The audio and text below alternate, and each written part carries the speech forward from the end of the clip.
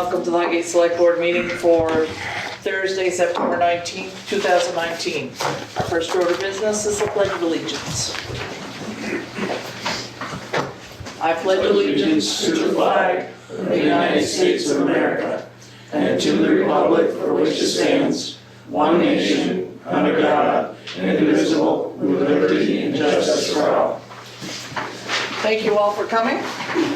Are there any public comments regarding things that are not on the agenda? Yes, Sue.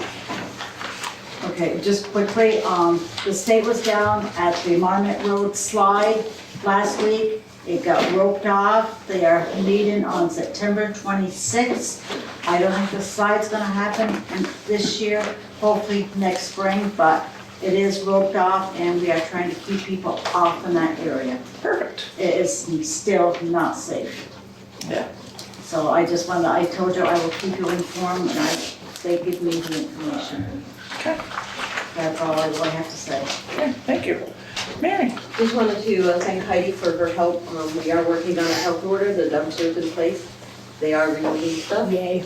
And Lions Club is gonna go in and secure the ramp better than it is and hopefully help with the skirting.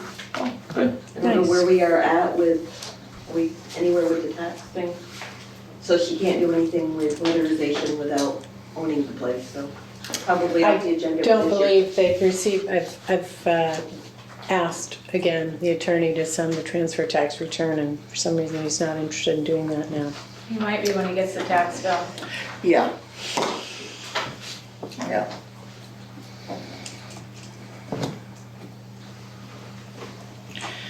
Okay. So, yes, thank you to Heidi, but also thank you to you, because I know this has been a long, drawn-out process for A lot more confident about it now than I was. going in the right direction. Mary's doing great things. Yeah, no, that's good. Hi, Chris.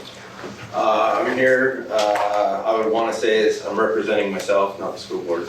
But I watched the last two meetings and I'll be honest with you, I'm severely disappointed in the way the board handled the decision about the school parking lot. Not the outcome of the decision, but the way they handled it. I feel like there was a lot of assumptions, borderline name calling. I didn't appreciate that. It's, to me, and you can tell me if I'm wrong, it sounded like it came down to the fact that we didn't put stone in a driveway is the reason you don't want to plow our driveway. Which, and I quote, you said that we weren't smart enough to put stone in the driveway. No, I don't think I said smart enough. I watched the film twice to make sure I quoted it correctly. Yeah. I apologize if you're offended. I said the same thing to David. I think for me, it's more about physical responsibility So more than anything else. You guys called your lawyers and they said the liability changed now that the school was merged into a district. We have not. Because we called our lawyers before we merged and we called them again after, just to clarify, and they said nothing changed. But with a transfer of property, normally there's a change in liability. And then another comment that was made is that people don't want to pay twice for plowing. I don't understand that. I would like a little clarification on that.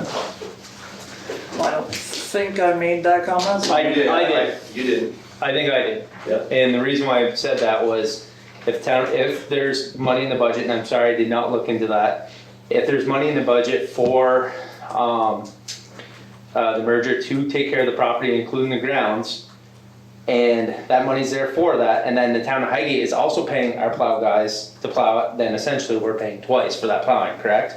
I actually very much disagree. You are correct that there is money set aside because we had heard rumors and conjecture that possibly Highgate didn't want to plow, the town of Highgate did not want to plow the school parking lot. We also felt it was fair to put a amount in for each school to be prepared in case Franklin and Highgate chose not to plow their driveways. Okay. The way that would work, now that we do have money set aside, is one of two ways. If the town decided to plow the driveway, you guys could have billed us. We would have paid out of what we budgeted for it.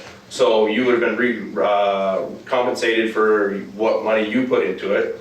Or the other way is you guys could have just plowed the driveway. We wouldn't have spent the money, and then it would have gone into our carryover, and then we would have budgeted differently next year.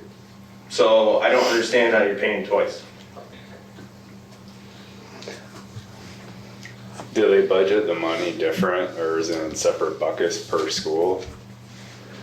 No, but each school still has its allocation, so,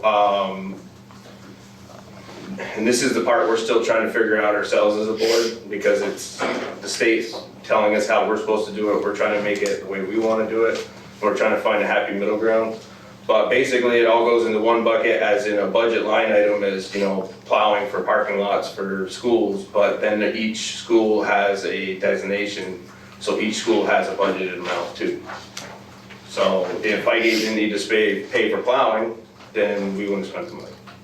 Or it would've got reallocated into something more pressing, like, let's say a boiler went down, or I don't know, something like that. Like I said, I don't have a problem with the decision, I just have a problem with how the decision was reached. I'm uncomfortable when people Well, say, this I is, assume. this is the and all first this time, stuff. this is the first time, at least me, I'm hearing that the board would have paid us to plow that driveway. But this is my point though, no one reached out to us. Actually, our Butch had said that at the first meeting. We're talking about Butch that. Butch is not here tonight because he is having a birthday party for his wife. And that was pre-planned and all the McEwens are going and that's why he's not here. Yes, but that's my point. Our buildings and grounds director reached out. And then I watched the meeting where Butch brought it to the board for a decision. And then no one reached out to our board there was no communication back and forth. That's the part I'm disappointed in. Like I said, I don't have a problem with the decision, I just have a problem how you guys got to it. But I'm disappointed, Chris, that you guys didn't approach us. Why didn't the board approach us? You know, why didn't you guys come to us instead of going to your maintenance guy and our guy? Why didn't you guys come to us, board to board? Not to be disrespectful, but as of July 1, we became a board. And we were trying to get policies in place to get schools open, to make sure contracts are in place and stuff like that. Unfortunately, plowing was next on our agenda, and then I watched the select board meeting where you guys voted, or didn't even vote, you just decided not to plow our driveway. And then so our following meeting, we put an RFP out, because we can't wait, you know, snow's coming, so we gotta get somebody in place. And that's the other thing, you put us at a disadvantage to get a competitive contract. It's really late to be chasing after RFPs for plowing. But I still think, Chris, somewhere in the line that you guys could have came to us, and I think we sat down board to board, you know, again, this is Act 46, and I know I gotta learn to like it, I'm having a hard time, but. You don't have to learn to like it, but unfortunately, we have to learn to live with it. Yeah. Because I don't like it either, but this is the cards that have been dealt us, and it is the law, and until the law is changed, this is where we have to follow. Yeah. That's it, I don't want to belabor it anymore, it's But just, all I'm asking is, if you have a topic again, bring it to us. like what, same Yeah, both yeah. ways, a little communication would have been great. Yeah. Because this kind of caught us, but out in left field, we didn't realize you didn't want to plow, Like I said, I heard a rumor, but I hadn't, you hear a lot of rumors, so. No. Chris, would you like, you have an RFP out now? Would you like us to submit one? You're more than welcome to bid on it. It's an open RFP, anyone can bid on it. I just went with Butch's recommendation that the parking lot's in too much of disrepair for us to even clean it. So that's kind of. That was another one that kind of set me real raw, to be honest with you, where you guys said that we haven't done anything. Because, we've tried to work with the town over the years to keep it, I don't want to say in a good condition, but livable. And we put out for a bond 4 years ago, it got voted down.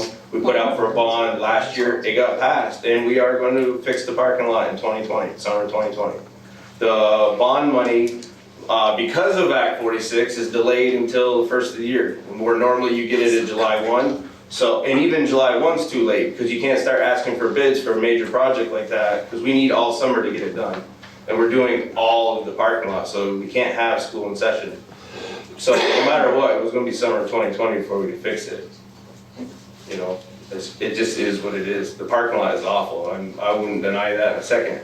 And we've tried to fix it, but you know, I mean, you have to get the money somewhere. You can't just, for a project that size, you just can't will it.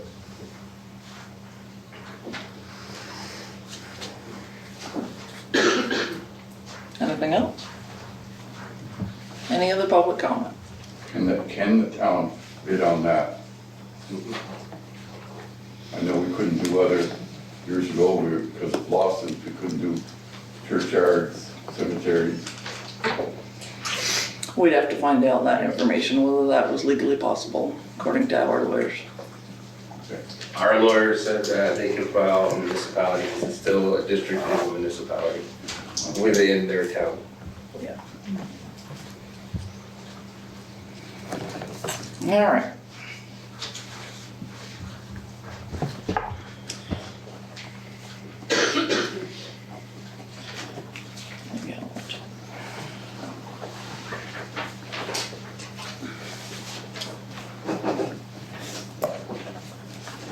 All right, so, any other public comment? Okay.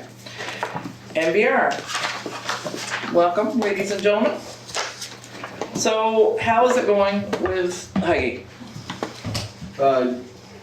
So far, from what I've looked at for our statistics, it's been going fairly well.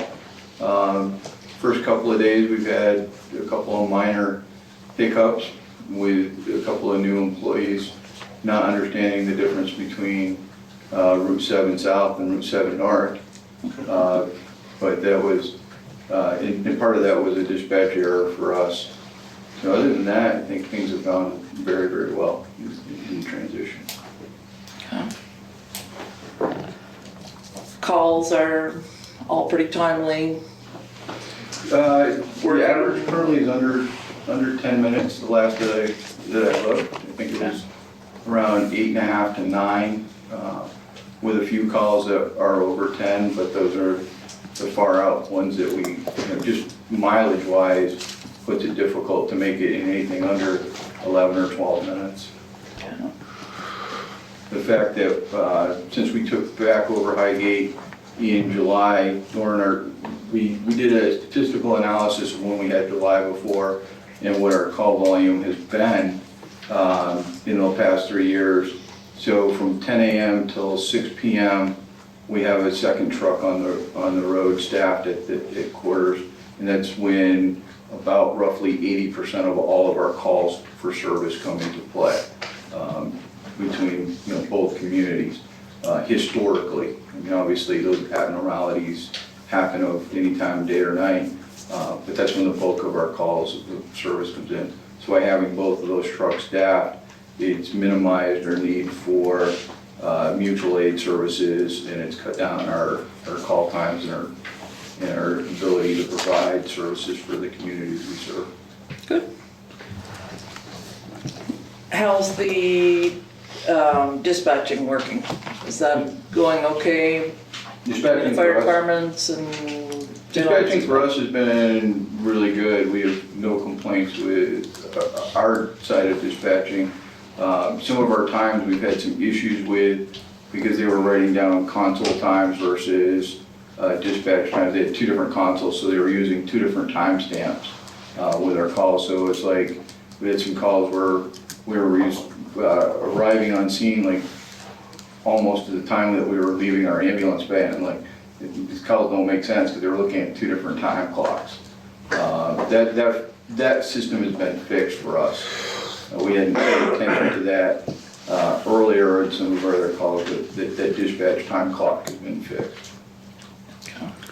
Leonard, saying that you've got two truck staff, is there any way to, I know in the beginning of July I saw them out here a little bit, but is there any way to have more? I'm hearing a lot of townspeople say that it takes a while. Is there any way to have a truck here sitting in town, more, or is it impossible, or? No, it's definitely 100% doable, especially during that 10 to 6 time. We have let our crews know that we want them mobile in the Highgate area, to refamiliarize the ones that aren't familiar with Highgate to refamiliarize themselves with all the roads, because we have some new members within our organizations, and two, to help split up that response time, the fact that we have 2 staff vehicles. So within the next week or so, you'll see much more activity from our vehicles in this area, especially during that 10 to 6 time frame. So we're getting a lot of questions from taxpayers about your subscription application that got mailed out. Some people feel that they were already paying taxes, so they didn't know why they had to pay a subscription. Can you explain that so people understand?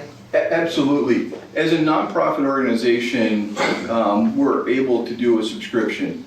It kind of skirts the insurance rules a little bit. Several of the non-for-profit organizations do subscription drives, Essex, Rutland, that are all receiving tax money. So some people aren't going to benefit from a subscription depending on what kind of healthcare coverage they have. So for example, if you're in a home where your healthcare coverage has a high deductible rate, what our subscription does is if you pay that fee once per year, if you use our services when we bill your insurance company and you have not met that deductible, you see no other bill from our service. So those people that have a $1,000 or $2,000 out-of-pocket cost for ambulance services wouldn't see a bill from us. The subscription would cover that. So if you're the type of person that has the gold plan from, say, Blue Cross Blue Shield, and I'm just using that insurance company, the subscription might not be the necessary best thing for you unless you want to give a donation, because any of those donations for service to us is the fact that we're a 501c3 is a tax deductible donation if you can itemize. And if you can't itemize, then again, it's not necessarily a benefit. So the ones that we definitely see, the true 100% benefit is those that have a high out-of-pocket cost for their health care and their employers are not covering it, or that employer that has some employees but doesn't have health care for them and they have really poor health care, they can pay that one fee, and then any services that we render are written off, straight out of the gate. So there's a lot of people that find that beneficial because they don't worry about that financial cost. But it doesn't mean that if they don't sign up for this, that you're not gonna come and get them. Correct. So people are, If service does not change, you call 911, we're coming, plain and simple. The only difference is if there's an out-of-pocket cost. And one of the things that, we'll say this on open camera is that we follow the Medicare, Medicaid rules, so we have to bill, whether they have insurance or not. Those rules say we have to send everybody a bill. We will not take anybody to small claims court. We will not, hound them for payment. Whether they pay the subscription or don't pay the subscription, nobody is going to be taken to collections or hounded in any way. We're going to just follow the rules. They're going to get 3 bills in the mail 1 month apart. Then after that, the bills are going to stop if they can't afford to pay it. And most of those people will tell them up front, hey, just throw the bill away. We know you can't afford to pay it, but by law, we have to send you 3. okay. Well, that's good. That way people have the correct information. And they're not anybody that confused. comes across that has questions, have them call our office number and we'll be happy to answer those for them. So there's some that are definitely going to benefit and others that, are not. Okay, so do you have that phone number? Yeah, our office phone number is 868-2352. And that's generally answered from about 8 in the morning till about 6 p.m. And then it goes to voicemail after that and we'll return phone calls. Okay. So, on our end, we've had a couple concerns. We've had a concern about our, how can I put this? We have firefighters that have EMT training or have advanced training. Yep. But the town has a fine line. When you're in the fire department, you're not allowed to use those certifications on a fire scene. We've had that issue with another firefighter, and we have that issue now. So we'd like to remind you that for the town of Highgate, when our firefighters come, they can't act as a first responder because we don't have a licensed first responder program. Correct. That if they were to come on a scene by themselves, that's something different. But for us, our legal team says that the Good Samaritan law does not cover them when they're wearing that Highgate Volunteer Fire Department uniform. That was one thing. Another thing we had was we were told that the Highgate Fire Department was asked to do a lift assist in the town of Swan. So we were a little concerned about that, whether that should be crossing town lines like that. So I can answer that. That was purely an error. Swanton Fire Department was called, and then for some reason, one of our crew members called for Highgate also, because they initially hadn't heard Swanton sign on for a lift assist. So that was an error on our part, because we have a couple of methods, especially in Swanton, for getting lift assist if they are needed, whether that, from other services besides just the fire department. So that one was 100% error on our part. It wasn't a dispatch error, it wasn't one of those. The member had called, and we've since addressed that issue. We're not trying to cause trouble or anything else, but we want to have it out in the open. So people know that, Absolutely. this has happened or that has happened. This is the way that it's been dealt with between the two groups, and that everything's on the up and up, and we don't have any backstabbing, backbiting, or any of that. Mhm. So that's why we asked. We don't mean to offend. We just want to make sure our townspeople are covered in their contract. Yeah, one of the things that I wasn't aware of until recently is that none of your providers could do any kind of medical aid, and I've since learned that in the last week. But other than that, it's definitely not an issue. We staff our trucks so that other than maybe lift assisted for extremely heavy people that we might need that services.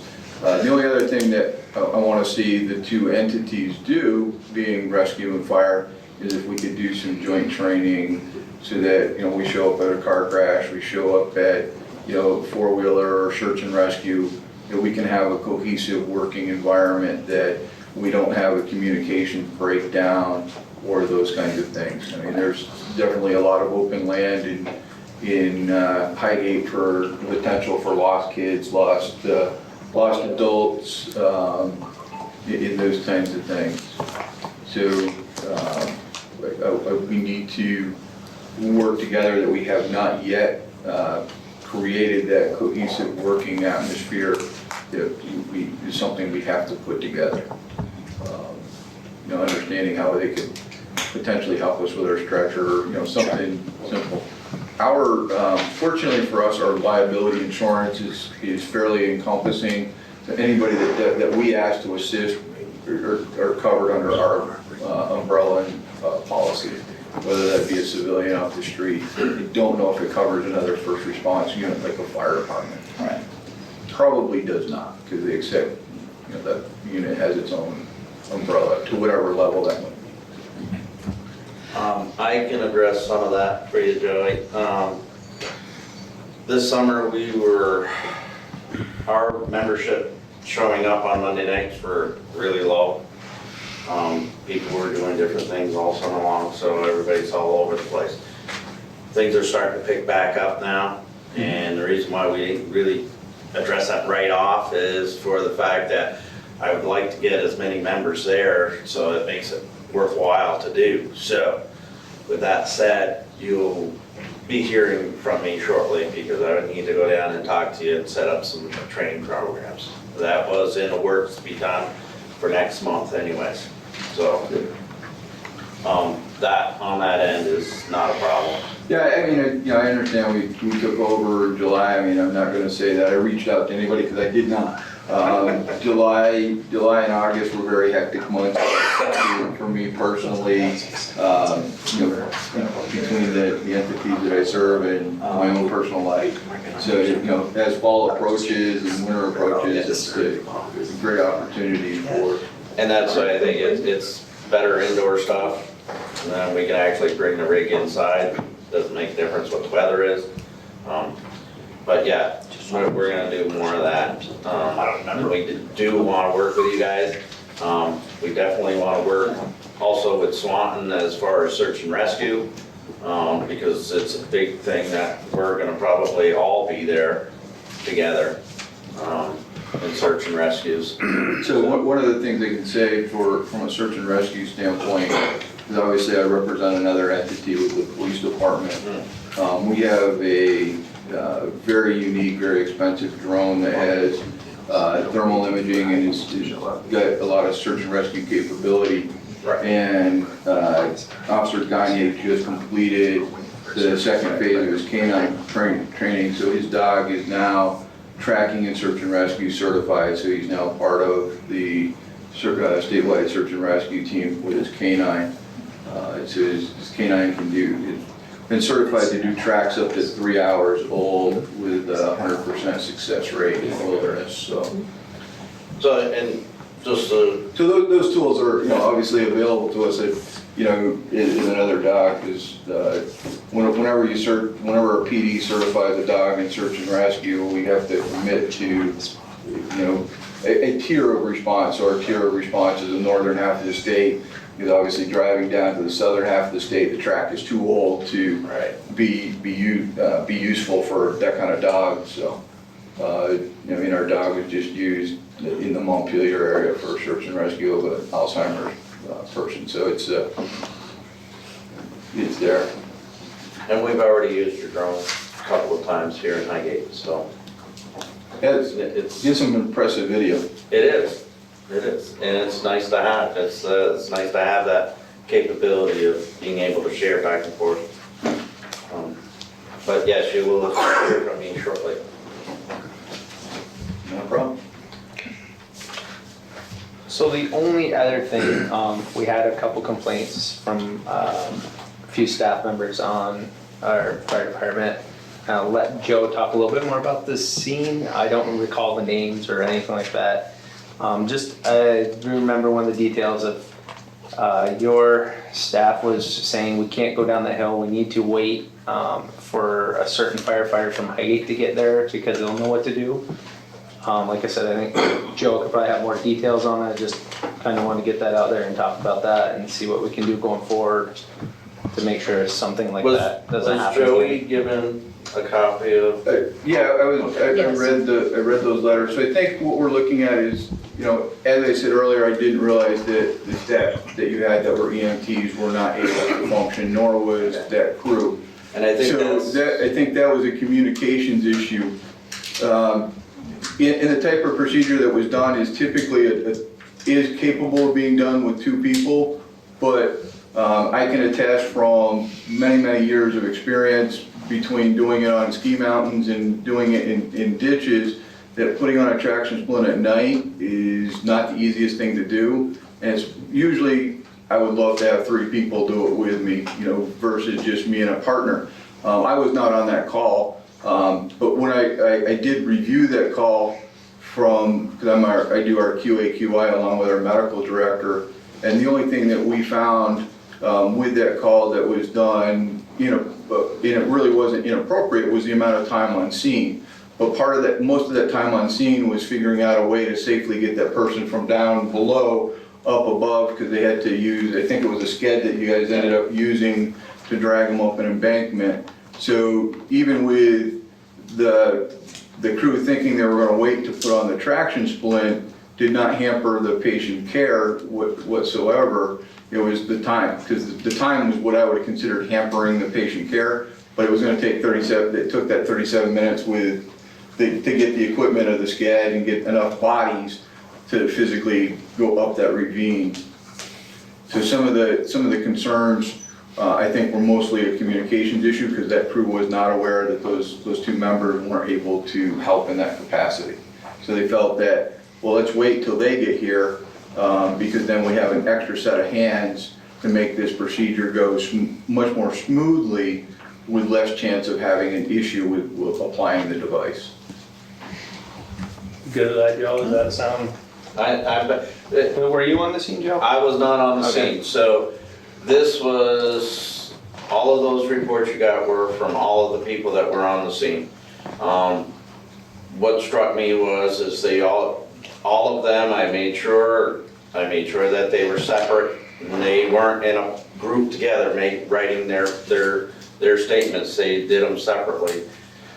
And then I compiled them all and read them, and it's just overwhelming evidence of, they all felt the same way.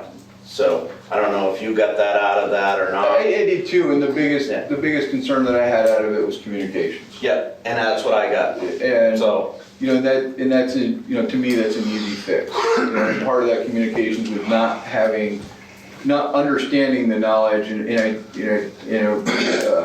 that people couldn't do certain skills when they showed up. So, now with that knowledge, that piece of communications will go away, and then we'll just have to, fix the others. And I would be more than happy to sit down with any one of those or a group of them and explain why we did what we did from a quality assurance piece. But I think that I don't think that's necessary. I think that they just felt they had a concern, and they wanted to address it. So I ended up getting the concerns, and as my job as the chief was to inform the select board. So and that's why we're here. It's not to bash anybody or anything. No, I think I it's just wanted to get out in the open so we talk about it, because we yeah, to talked get about it it last out in the meeting. open and just kind of see if it's a communication error, so let's work on it. And like I said, we'll get more training together. You understand our point of view as far as, because we did have road people before, and we're trying to keep this confined and not having this. They decided to become EMTs on their own.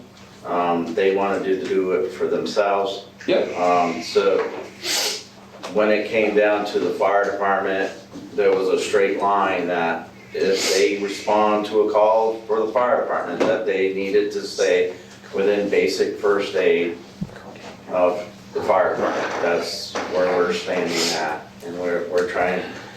And they are both really aware of that, and they're very conscious of it. So, and that was their biggest thing. Other than that, I'm fine. Yep. And now that we 100% know that, that's. And part of it for us is to keep the same standards for all of our firefighters. Yep.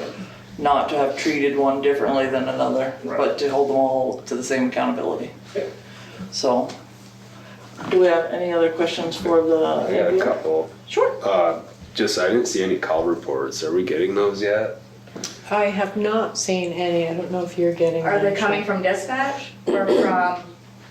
My understanding was that we were going to do quarterly meetings with you guys, and I would assume that would be when we would This is the do quarterly that. meeting, right? But we typically, when we were with St. Albans, we got a monthly report, or actually every 2 weeks, we got a report of all the calls That we didn't know that. from dispatching. I know the last time, I think when we spoke about the contract, it was that we were going to do quarterly reports, And that was my question, because if it's from dispatching, I'm not expecting to hear anything from them until quarterly, so they might not have gotten anything together yet. I've seen no bills or no reports from dispatch. We'd be due soonish. Pardon? We'd be due to get a report. Yeah, I'm sure they'd be willing to give them more often Probably too. the beginning of October after the quarter's done. And then the GPS, or you mentioned that you park vehicles in town more. Are your trucks GPS? no. They're not. Is that a plan for the future, or? Our trucks themselves are not GPS. and that's not in our plan currently. The units are expensive, and they really don't, in my opinion, don't really serve a whole lot of benefit to EMS. Because that GPS doesn't let the driver know, it's only a way of management tracking where that truck is. And whether or not the driver is exceeding the speed limit or those things. I find, I work for another service that has GPS trucks, and we spend more time maintaining them and on the maintenance side of them than what benefit we've gotten out of them. So, we just haven't looked at for us, the cost benefit's not there. We have tablets in our trucks that have receive our active 911 to help guide us to locations from a GPS. I don't know if I'm answering your question or going around in circles. No, I think I get it. I was gonna ask, since you had mentioned you would keep trucks in the town, if you could provide that GPS data as well. How long we're up. Yeah, I mean that. Well, our that police data, services agreed to do it. Yeah, that data we won't have as far as GPS because our tablets won't track that I'm aware of. I can take a look to see if that will track it, but I'll find a way to track that knowledge for you without spending the money on GPS. Okay, any other questions from the select board?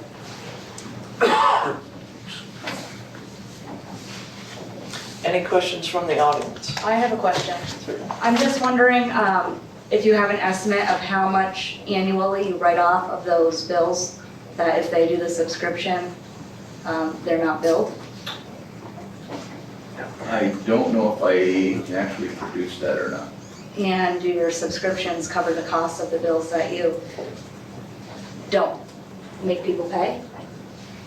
The subscriptions definitely offset what we're not getting from revenue from lack of payment, that is for sure.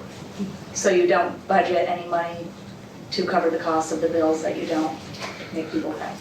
No, we figure out what our annual costs are for operation, and that's what we budget for, because we have no clue how to budget for, say, and I'm just using round numbers, that we have 100 transports.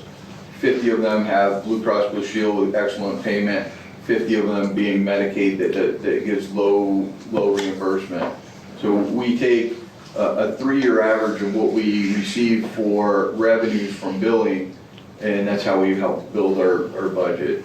So we use a 3-year rolling average on that to help in the number of the lack of somebody paying for services is it difficult for us to track. Okay, but you make a surplus on the subscriptions? We have made a surplus on the subscription, which also helps lower what we have to go to the taxpayer for money for. Yeah. So since we redid that a year and a half ago, 2 years ago, when we restarted subscriptions, we were able to cut our costs down. Last year, going to the taxpayer in Swanton, I want to say, my memory serves me correctly, roughly $20,000 we saved the taxpayer. And this year, it's probably going to be, our next coming year, probably a little bit more than that. So the more people that do contribute that way, the lower we end up, the smaller the number that we'll end up with our towns for service. Okay, any other questions? Tony? On average, how often are we requested Highgate fired for lift assist and other? Is it a couple times a month? Is it? So since July, we've requested 3 times. One of those was an error. In the 2 times that, and that's not counting the automatic dispatches of car crashes and those kinds of things that 911 automatically dispatches both entities for. So it was 2 lift assists, and both of those were well needed. And I think most of the firemen would have liked to have another 4 or 5 people on top of what we had. because it was either a ravine or, a difficult house to maneuver in and out of where, manpower was necessary. Thank you. So it definitely, I think it was two times. Plus the It hasn't been knowledge one. Yeah, it hasn't been much. Any other questions? Well, we'd like to thank you very much for coming in and having a And I'll work calm, on, sensible conversation, and mostly for taking care of our residents. thank you. And I'll work on the stats and I can email those to Heidi. Or do you want us to come into your next board meeting in I'd like them to come October? into the next board meeting. So that would be our quarterly report? Yeah. You wanna do that? Yeah, if that's agreeable, yes, that would be. Yeah. Okay, we'll do that. Yeah, you can come in, stats and numbers. That'd be good. Okay, thank you. Well, thank you very much. You're welcome. Thank you. Thank you. All right, You'll probably won't- moving right along. Sure. I know. Richard, can I have that other check warrant? Are you done with it? Yeah, I messed it up. What do you mean?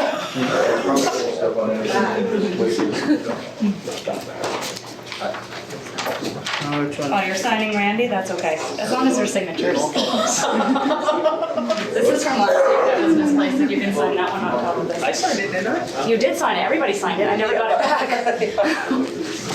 Lost it. Okay, check warrant. It's a black hole in this office.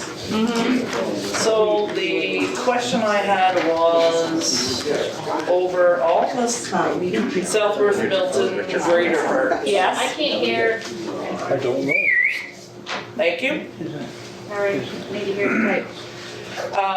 So I'm assuming, so I'm asking, all the Southworth Milton were the parts for the grader, and the gentleman that fixed it only provided a labor invoice. Yes, there was there was 3 total, between Milton Southwest, Tim Sterner. Yeah. There was one more gentleman that had a small labor bill that was associated with, or maybe he had parts. I think his last name was Lane. Lane Equipment Repairs, yeah. Okay, so yes, that is also a part of the grader repair. So did that add up to our? It did add up to the whole thing, and I just got one more credit from Southwest. So it's not on that check warrant. Okay. So we were within the budgeted amount that we'd agreed to. Yes, Okay. What was it? Was it the, just over 21,000. okay, and that's what we budgeted, 21? It came in under what the original quote was. It came in just under that by like hundreds, but. Okay. And it's just like new? Another 20 years. Just So gonna we touch paid- up the paint, that's Yeah. all. So we paid $4,500 to Lane Equipment Repairs. We paid $8,800 to Tim Sterner, who was the actual mechanic that did the work. And then the It was remainder of that, around 9,000, I think, total for Milton. yeah. So the rest was Caterpillar parts that the town purchased and not the mechanic, so, okay. That's fine, I just wanna make sure we're all on the same page. So that financially here. project was about 25,000, right? Under, but yeah, Well, just about. There was more than Yeah, just a it- tranny too. if you add in the rental of Fix the turbo. the other graders, Oh, then over 25. yeah. Yeah. Close 26. Yeah. Plus other on Wow, engineers. it's expensive project. And there is one thing, Yeah, I but they did make a fixed- boo-boo Richard, on they there, fixed that. under the arena. What's that? Ty and Brian's still here, so you can hear this for your next meeting. There's a B&N sales for the bathroom mirrors. Yes. That has already been voided. That is, I had B&N and then that had already been paid and then I never went and put in Camco. And I just kept paying next bill. Okay. So that's already been voided. So Richard, they fixed the turbo on the grader. Yeah. They fixed the rear main seal on it and a few other oil leaks and plus the I change. already did that, okay. Okay, so any other questions about the check warrant? All right, all those, or someone want to make I'll a motion to sign? sign it. Second. All those in favor say aye. Aye. Okay, two more things while I'm up here. Our very old laptop is tired. I did get a quote from Matt. He wanted me to put it in front of you. It's exactly what we need in order to get it hooked up to all this stuff. It's $985 for the laptop and $250 for the labor. You want to look at that, anyone? You're the technical person, Randy. We all have computers.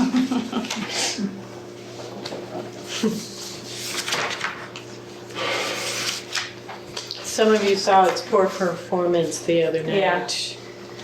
It just kept buffering and buffering. I don't know what year that one is. I think it was one, is that one that? It was before me. Yeah. Oh, so. It's It's at least 9. tired. 9 years old at least. You guys good with that? So, and the reason why we're hoping to keep this one another 9 years. Because it's really only used for the back, and I take it to town meeting. I'll make a motion to purchase the laptop for Yes. 980, You're excited. I'm excited. 900. 985? Okay. I'll second it. Okay, all those in favor say aye. Aye. Those opposed? And then SharePoint is, Matt's got pretty well everything from the past in SharePoint. I have a link that I can email everyone, and you sign in with your town email and password. If anyone needs help doing that, I'd be more than happy to help. But you do not need to use the iPads for this SharePoint. You can use any device you'd like, which is gonna be nice for you, Bruce, who you like to use your own computer or your phone. Josh, your phone. I don't like to use the Apple tablets. Well, so you can use anything you like. I will email you the link. I appreciate what you're saying. And if you need help signing in, just let me know.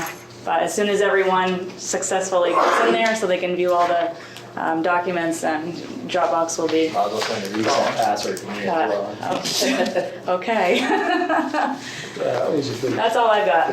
Okay. Reset a password. Good, and taxes will go out. Taxes, I dropped off all the tax bills at the post office very late this afternoon.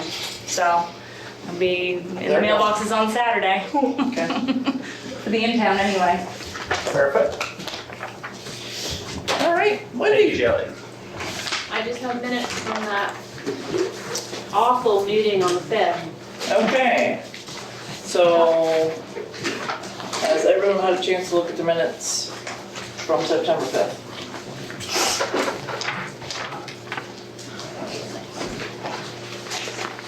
Do I have a motion to accept? I'll make that motion. Do I have a second? I can't. You can, you were here.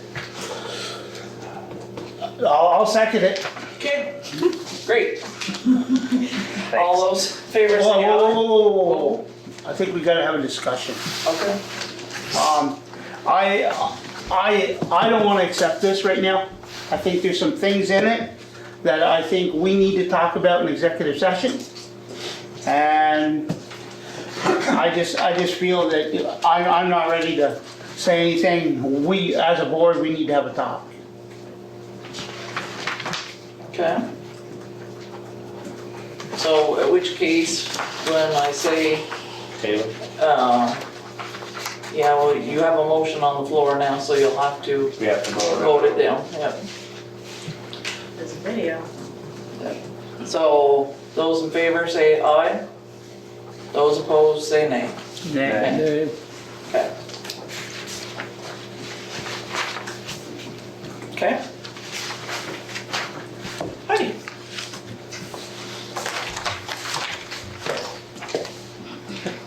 That just threw me.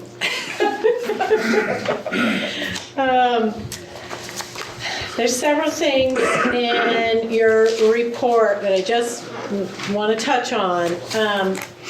Our reps that were here last time were very productive. They did send some information about some alternative options for the Macy Road. The Macy Road slide. So if we run short, we are able to apply to that same stormwater mitigation grant that we're in right now.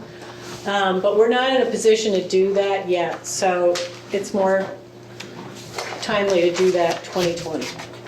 When we're closer to having our permitting and full estimates, then we can look at getting more. You look so darn happy, Josh. I'm always What's going happy. on? Yeah, I'm happy Well, that's here. great. And you had asked me to look at keeping the weight restrictions the same on Macy Road after. It's a little more complicated than that. But one of the things that Jim Coda did say was that the enforcement would not be through DMV as it would have for the bridge, because that was a state area. So on your own roads, it would be your police force or your constable enforcing those. And same as the Macy Road Bridge, they do not apply to farmers, agricultural vehicles.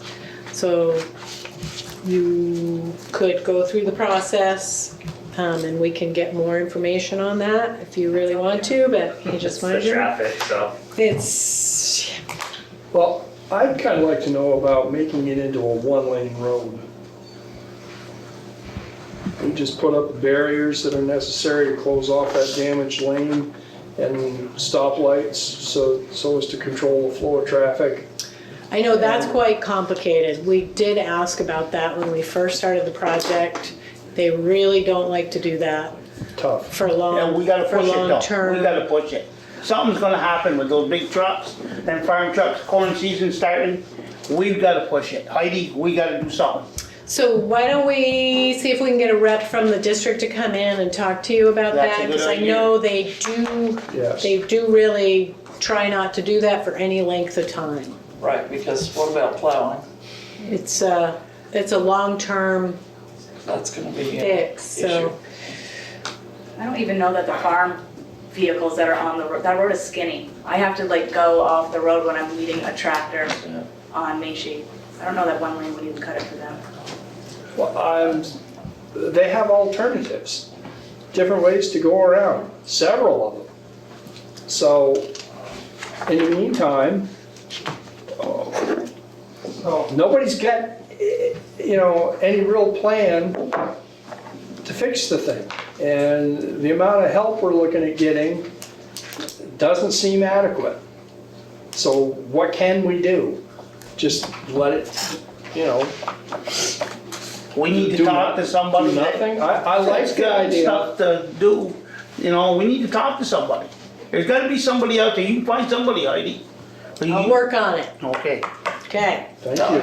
But as far as the funding, we do have some options to pursue more money when we get our estimates. Sorry. So on 104A, I go through it every night and I head to work, that narrow bridge. And they have a long-term setup there. They actually just, probably a month ago, drilled holes and put permanent poles in. Before it was the carts with the stop sign like they had up in 242 or 118. But there's potential to make it one, and they have the ability to do it. Whether they're willing to is the next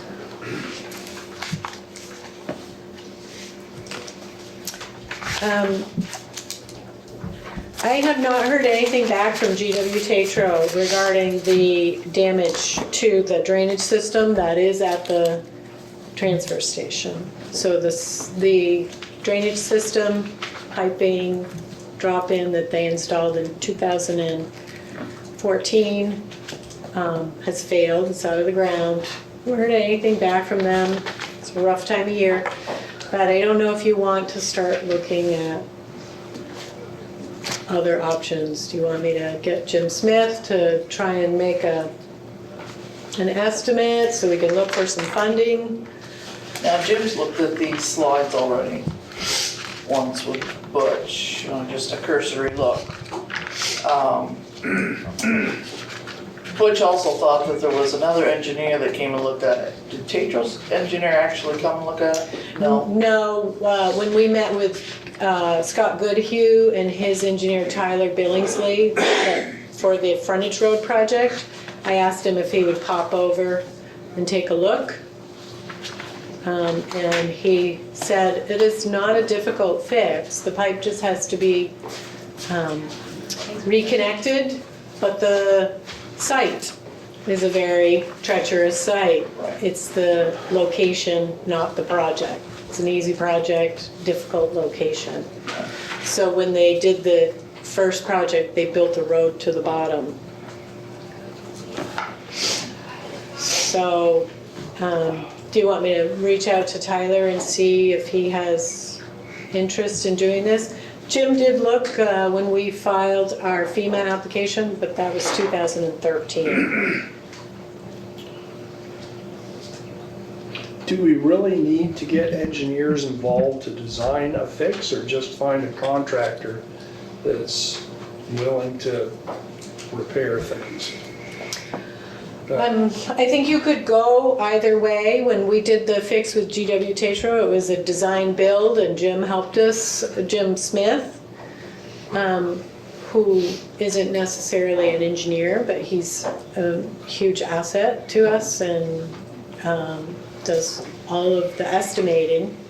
Because I think the estimating may be really key if you're going to seek any funding to help you. You can't. Right. And had we heard anything from Casella? About this piece? Well, basically when I talked to them, they said they'd be happy to help us with some construction, but they would want some sort of a design. Right. So they're not willing to go in there and say this is what needs to be done, but they would be happy to give us a number to do the fix. So anyway, so ponder that. We do need to do something about it. Sorry? So we had also done, we'd also looked at the geo-design repair. And the possibility of going forward with the FEMA grant. Had anyone given that some thought, whether we wanted to go forward with that? We're not under obligation to take the money if we should get it, but it's a very slow process.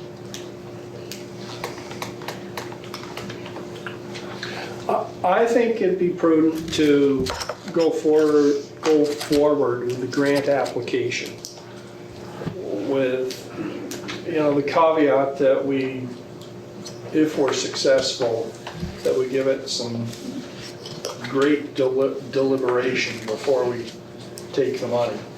But yeah, given the fact that the previous grant application was started in 2013, I guess it would probably be to our benefit to start another one. I agree with that. Okay. Any other thoughts about that? Okay. Do we want to make a motion to that? I'll make a motion to apply for the FEMA grant to take care of the landslides at the transfer station. I'll second.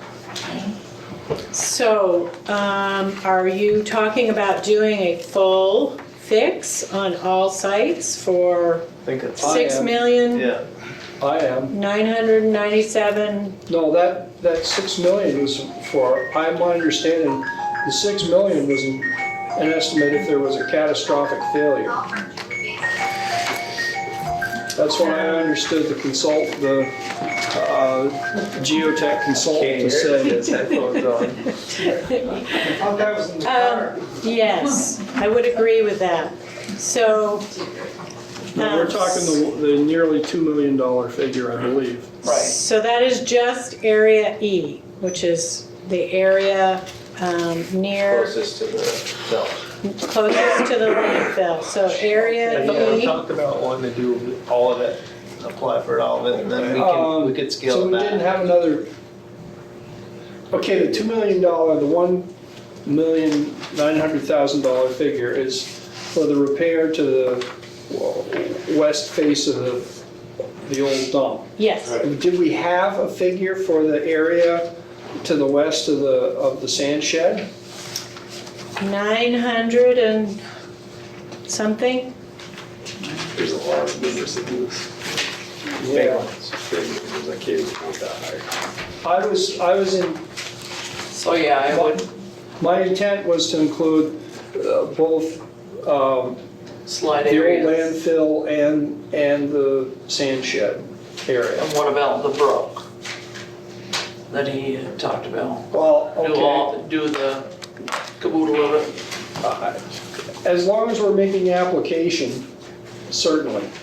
So we're gonna do the whole thing, right? Because wasn't that brought up, if we do it, we need to do the whole thing? Well, we didn't, but we couldn't change the application midway. Once Okay. you're going in, Right. you're But- committed but- to. Yes. But she hasn't filled the application out, right? Right? Correct. So we might as well go for the whole thing, right? Don't, And we won't be held, like, you know, we won't have to do the whole thing if we decide not to, right? No, that's what Sharon was saying. You can't apply for the funding to do all of it and then pick and choose which pieces you want to do. So that's why he made that reference to if you just look at the pieces individually, the sand shed would not be a good part of the project because you could build a new sand shed somewhere else for far less than $998,000.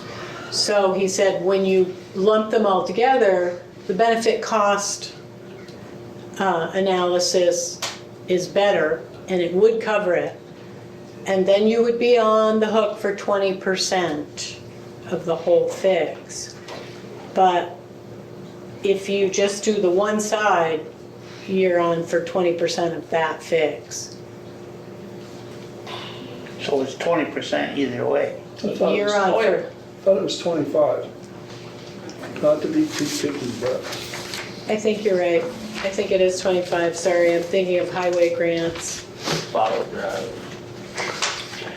I just remember when there was something there, I think it was Ty that brought it up, that we're better off to do it, then something else will pop up, and I guess before they did something and another area popped up when They'll they. blame, You're right. if their fix fails, Yeah. they'll blame, well, you didn't fix the other Right, side. yes, so- that's, Yeah, right, and Or, yeah, So, resell the property. and we have a lot of residents that are freaking out because this is a lot of money. Yeah, I'm gonna blame them. But we have assets in the town. We have the land on the frontage road. We have some other land. Maybe it's time to seriously consider selling some of that land, putting that money into your capital improvement plan towards is that even some of include the these. Macy property? Yes. It could. But I mean, to get some funds into that so that it's not all being relied on for prices. Right now, we own the land and we have an obligation to fix it and protect that landfill, so. I don't mean the landfill, but we have some other assets that we No, I know, could I know. subdivide and sell off and get some money towards some of these bigger Would projects. Casella be interested in purchasing the landfill? I don't know. So, what is the select board's thoughts on relocating the sand shed? I haven't got there yet. Because if you pay 20% of a million, I mean, you got 200,000. Relocating the sand shed, you're somewhere's in there too, I would think, right? I don't know. My thoughts are as simple as right now, it seems to take so long for these FEMA applications If that we apply for a grant, it'll probably not be 5-10 years before we get it. we better So, we probably better get started. So what if it worsens? at least if something happens, at least now we've applied for a grant to fix it and we're covering our butt saying, look, we're trying to fix it. We're doing the steps. It's just the money was too slow to get here. Oh, something happened. If we sit back and do nothing and then something happens, you guys didn't apply for the grant to fix it? What were you doing? You knew about this? You're not doing anything? I don't know. To me, I think we need to. I think there's a motion on the floor, so. There is, but we're in discussion. I think, Josh, I think we still ought to look at what you said last meeting. Is it that landfill, what would it cost to move it? You know, is it way out of reach? Is it, you know? I agree with that. I don't think this is the option right now. Like we keep saying is, we can apply for the grant, but then we don't have to take the money. Right. If we take $1 of it, we have to take it all. Yeah. But we don't have to take the money. This will just, in my mind, give us a little bit of insurance saying that we're trying to fix it. If something bad happens, We'll have to go. but is this the option I wanna go with? No. Best option, maybe sell it to someone, I don't know, but I think we need to start the process and start heading down a path just to. Again, I think we need to start the process, but we need to look at other opportunities. Absolutely. Moving the salt shed, moving that, Absolutely. what would it cost? We need a price on what would it cost to move that landfill. Absolutely, You know- if someone would take it, there's a lot of different. I think you can get the cost to move the landfill out of that estimated cost right on the inside, to No, that's. repair. Doesn't, No, that's not to move it, that's to clean up if that landfill slid down into the bank into the brook. and it doesn't How much include is the that? cleanup. Double the cost. But it's the excavation, it's the hauling and disposal of excavated material, the boro, and so you're looking at $3 million to. Yeah, but Heidi, back up. Isn't that what, that's if it goes into the river, right? This whole And amount that is if number- it goes into the And river, that number, but he those. told us, basically what he did is he took his estimate to fix the problem and doubled it. That's how he came up with that number, so But I also, to me, that's not a Right. realistic number. Realistic number is you have a contractor come or put out an RFP, we wanna move this landfill, you give us a price, and then you have a good realistic number. In my opinion. I think Hardy could be so- partly right though, in that we could sort of get some idea from looking at these You other can, estimates, but. they're as It's- realistic as any estimates, I mean. Well, right off the bat, we got an EPA Superfarm site where we could put the stuff. so, back to the motion. How do we move on the motion? I don't think it hurts to go ahead and approve the application. And at the time when that's processing, we can go ahead and look at moving the salt shed, cost of that, possibly selling the property. I don't know if Casella has been contacted, but I don't see what it would hurt to go ahead and apply. But you're talking, but if it takes 5-10 years, something's gonna happen in that 5-10 years. Right, well, but Well, if the other options, if we can research the other options, they don't pan out, and we didn't apply, then we're gonna start that 5-year cycle All down over the again, road. is what you're saying. Yeah, I mean, and it may not take that long. right. When we applied, it was right after Irene, they had much bigger fish to fry than our issue because we were functional. There were a lot of roads that were out.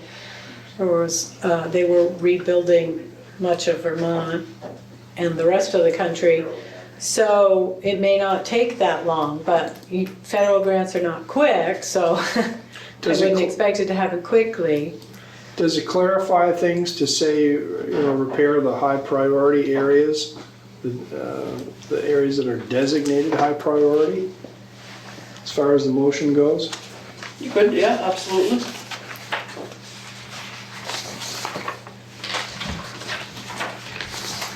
there's a grid that corresponds with the map that has the areas.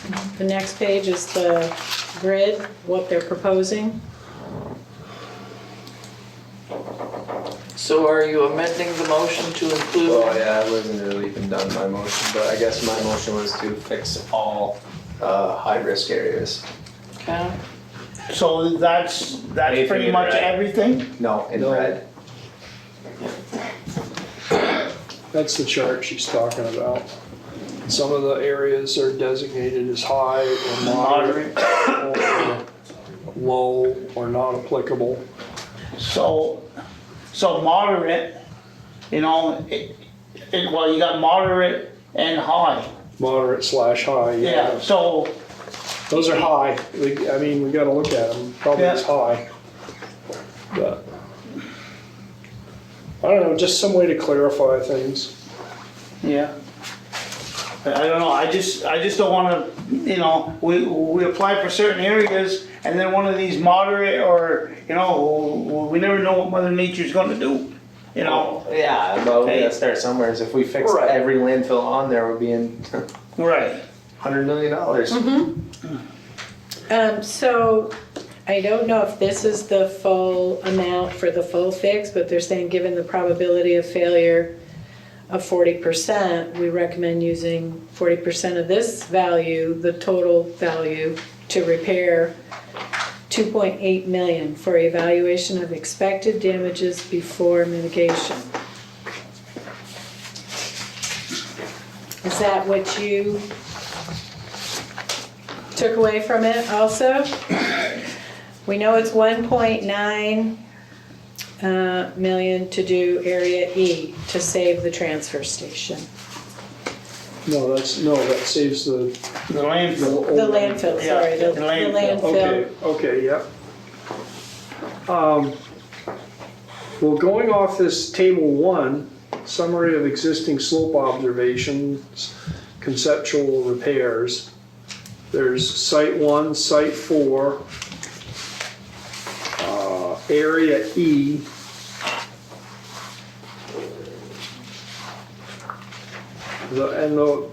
On this table, those are the 4 areas, well, 3 areas, if you will. Should have put the prices in that chart. That would have helped. The only ones that are high are E to save the landfill and to save the sand shed. Well, you've got site 4 plateau, site 4 stream, which are both moderate / high.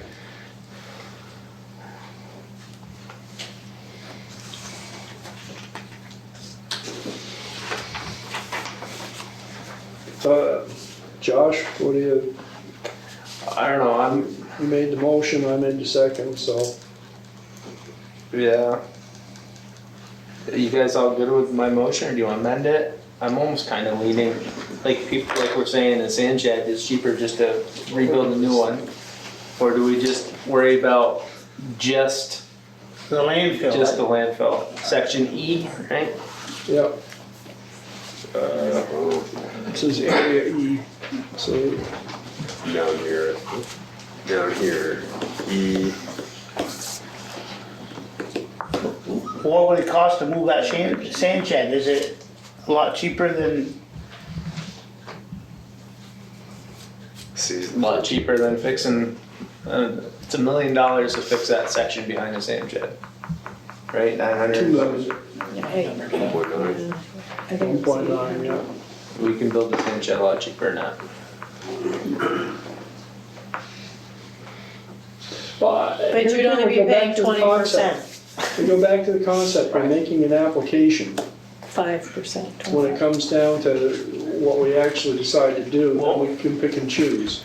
Or somebody can pick and We choose. can't pick and choose. I thought Heidi said we could. If we make the motion and it's approved for the whole amount, that's what we have to do. If we do the application for the whole amount, if we accept the money after the whole amount, you can't just Okay, do. my mistake. So, my motion's made as is, so you guys can amend it and pick what sections you want. I mean, I'm okay with that, I'm okay with just doing the landfill side. Or we keep it as, what's your pleasure? That is the whole thing, right? Whole thing.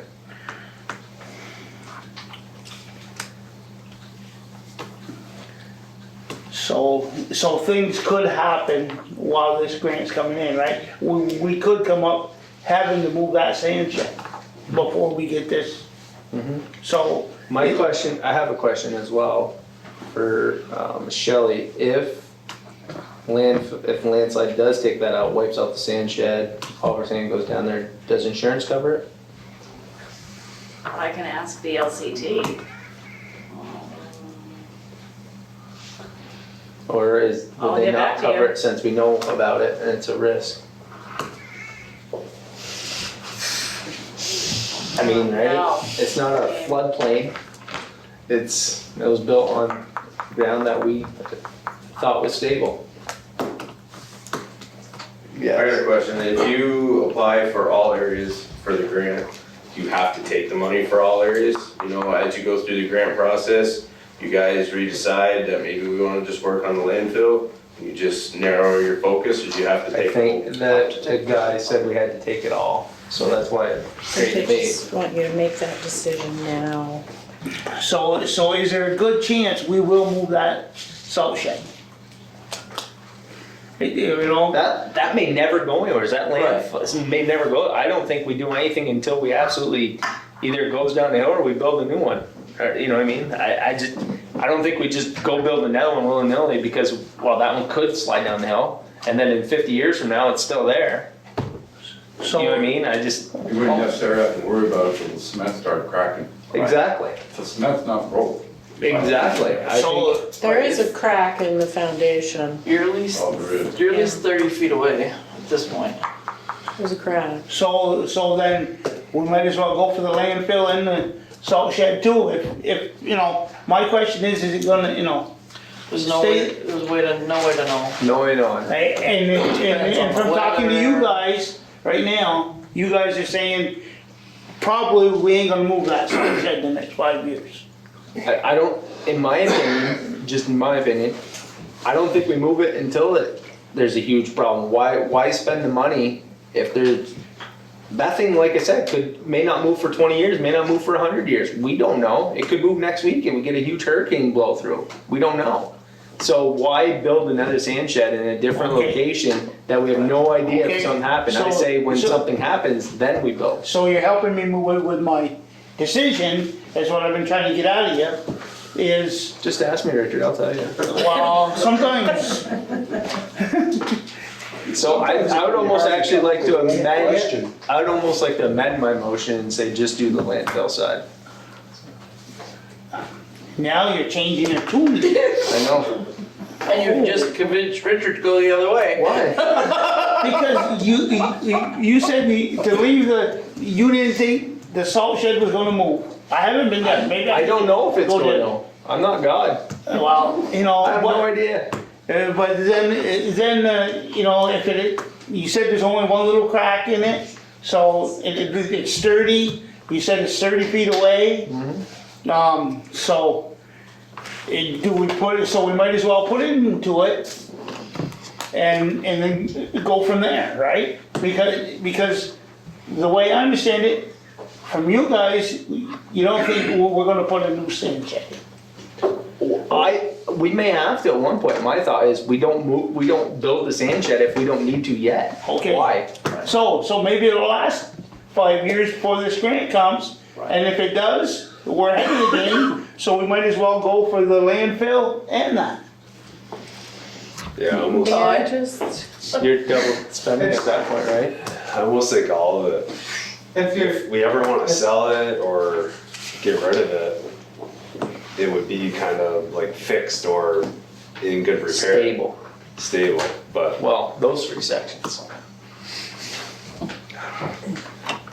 Go ahead, Jeff. If you're not gonna relocate it until it fails, or starts to fail, either way, it's cheaper to relocate it than fix the bank, so why try to fix the bank, other than Randy's last comment?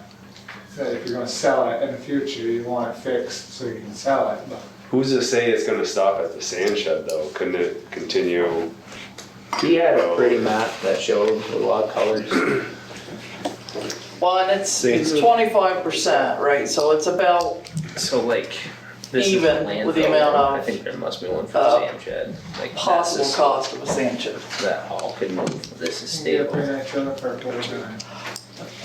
Especially for a sand. Oh, yeah, well, There's a question back When you're talking about the whole thing, who in their right mind, if you were gonna try to sell it, ever gonna buy it, knowing what you have? They're not gonna buy that landfill down there, knowing that you've got landslides. right. So you might as well fix them. Unless they have a construction company. Construction coming on, they're not gonna dump $1 million in it. I feel bad putting this in front of you like this. I thought you were in a better place to make the decision, so would you like me to try and get someone from emergency management to come in and just talk a little bit more about the details of the Well, FEMA that and piece? I mean, we talked with the engineer. Did we talk last meeting about even reaching out to Casella at all? I thought we did. Yeah, we did. About- But again, you're talking like, well, what's Costello want that for? Not only that though, if they've voiced that they would help out, so we'd be on the hook for 20%. But if they're willing to help out, what does that mean? But of Maybe course, that changes our decision. then again, with the FEMA grant, you can't pick and choose a contractor, right? You'd have to put it out to bid. It'd have to be a fair and open bid. But, So how could they'd only be able to help? I think that if you are interested in finding out if Casella has interest in that, it's something that you should pursue, because I know that he mentioned that they do get a lot of fill from other jobs. They have the ability to do these things at a reasonable rate. I think, And there's, They're a big company, so. Landfill, right? there's a second piece to this too.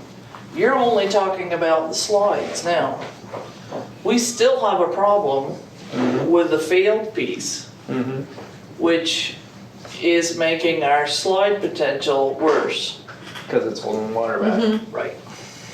And there's a drainage piece, a drainage component in there too that. So the longer we is supposed to talk, help. the more you guys keep driving the things up. No, No, it's just what it is. It's all in there. Just what It's it been in is. there from the start. It gets, you know, Well, I maybe almost feel like Casella could help with I think we that have. piece. The issue is, what do we apply to FEMA for? Because they take so long. Quite frankly, I agree with one of Richard's earlier statements very much, that we should explore moving the whole thing and moving Casella out of there. And just then let Mother Nature take its course. But in the meantime, are we applying for the grant? Well, then let's apply for the grant for area E, I guess. You know, the point's been made, and it's a good point that moving the sand shed, rebuilding the sand shed someplace else could be less expensive than the, our portion of the cost to fix that slope. So we have other places we could put the sand shed. We could also reapply down the road, right? Like say we apply to E, we're awarded, we fix it, and we could apply for, pick a letter, whatever, F, yeah. Again, Or is it I a think one? that's a conversation you'd want to have with emergency management that helps us with these, because like Let's get this it. is out of a pool of money that was set aside for Irene. So you can apply when there's an event. What's the situation with the land on the frontage road? Does the town own that? How many acres is that?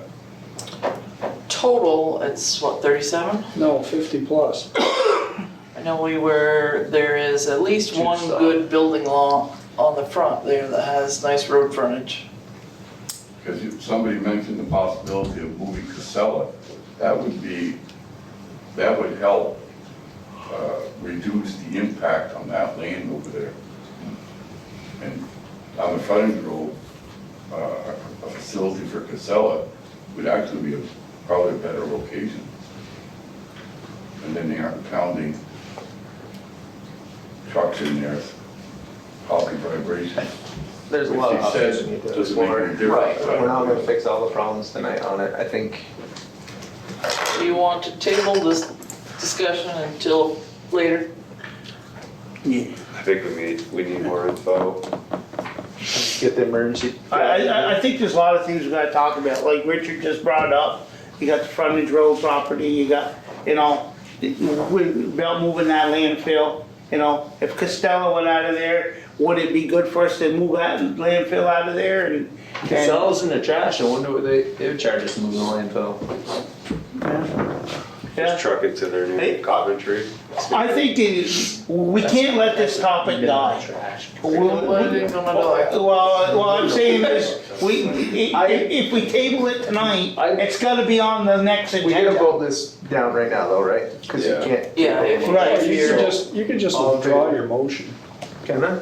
Yeah. Alright, I just. So what was your motion? That long one I did. Let's just withdraw the motion to fix all areas at.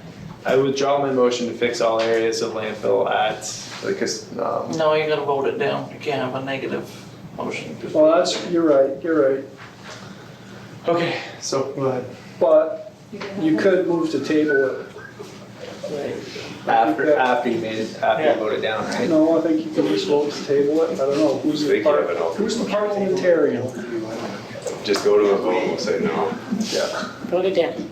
Alright, Okay. so all those in favor of applying for a FEMA grant for the full fix of the landfill, say aye. All those in favor say no. No. No, I was opposed to no. I'm abstaining. okay, I make a motion to table it, but it needs to be on the October agenda. And I think we need some key players here, like maybe even Casella. even Costello, yeah, or, your emergency plan people, Tell him to bring his brother who's in the construction side of things. no. That was a good comment somebody made, maybe Costello would probably move it to the other side. Don't know. That's minimal trash in what they haul, very minimal. Right, but that is a consideration. Minimal. If you move that site, possibly move their business to the frontage road, the problem's gonna almost go away. Right, and then the only other problem we have would just be behind the sand shed, but even at that point. Right, that's not good. Move the sand shed to where the sand pile is. Okay, No, I don't think we want You got my sand. motion, We David? don't want sand on frontage road. It's not very Okay. neutral. So, your motion, you're making a motion to have. To table it. I'll second that motion. But make sure it's up at next meeting with the players. Yeah, which would be October 3rd. Oh, kidding me? okay. I'm not making that meeting. I'll make a motion that Josh makes that meeting. Ash's minute. birthday. Second I that. don't think. Does Richard's motion need seconding? I got the Yes. second. Yeah, okay, all those in favor say aye. Aye. Municipal planning grant. The Village Core Master Plan Committee is in the process of a wastewater study, a planning advance through A&R, and to work hand in hand with that, they're applying for a municipal planning grant to do pre-engineering services, surveys, soil analysis, and I'm asking for the select board to sign a resolution for that application and a letter of support. And if you need more information on what it's for, I put this flyer in there. So what's the cost of this? The numbers, it's a $12,600 grant, but we're able to use the A&R Planning Advance as our match funds. So A&R, explain. So Agency of Natural Resources is funding the planning advance, the wastewater study. So we have $30,000 from the Agency of Natural Resources to do a study to evaluate that property as well as the whole village to see if there is what solutions are possible. Solutions as of what? If we're gonna do something with the wastewater, or what solution are they gonna give us? Well, I don't know what solution they'll give us, but the reason we're doing it is because we're trying to understand what the Village Core Master Plan property can support. Okay, the master core, you're talking the village, right? Well, Does that circle by the elementary school, including the elementary school, right? the Village Core Master Plan property is a combination of the Macy Estate, the former town garage, and the piece of land the school just gave us. So that's the only core, it isn't nothing else? This study will look specifically at that, but it will also look at the entire official designated village. Okay, now, again, like, what's the official designated village? What are you calling the core? You told me that, but you also said the village. So does the village bring in the school? Does it bring in all the way down Gore? Does it bring down St. Armand's Road? You know, what does it bring in? You're not talking. You people don't talk. We do. No, but no, you don't, because you've been playing riddles. I asked, first you said the core is the Macy property and the land we own, and then you said, oh, it's a village. Then I said, what is it, the Gore Road, St. Armand's Road? And you didn't give me an answer.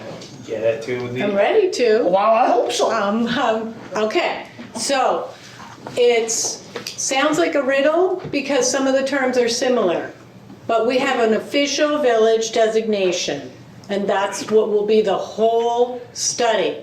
It does encompass the arena, it does encompass the school, it goes as far as McEwen's, and I thought it was I thought the village designated like basically from tracks to tracks.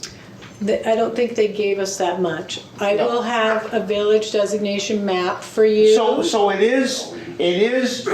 gonna go up to, it's gonna cover some of the Gore Road, because, A little bit, yes. because the school property goes over there. Yes. Okay, and it's gonna cover St. Armand's Road. Yes. Up there, because the Macy property is over there. But, and it's like people ask me, well, is it gonna affect my house? Is it gonna affect my house? Or what are they doing? Water waste, it should be everybody's house in that core, right? Yes. Yes. Yes, a study. A study doesn't mean that it's going to affect anyone's home. But I still, the study is gonna, from that study, what's that gonna be able to tell us? Quite a bit. Right? Yeah, it's going to, several towns have done this. So what they do is they just come in and they try to reach out to landowners. They try and understand soil. They try and understand, is there a desire to have a greater density in the village? So how could you support that? Are there any contaminated wells? Do people have problems with their wastewater? So they ask questions. So they want to find so they data. are gonna go to certain people. Yeah. And the other thing is, we got wastewater. It ain't very hard to tell where a lot of our wastewater is going.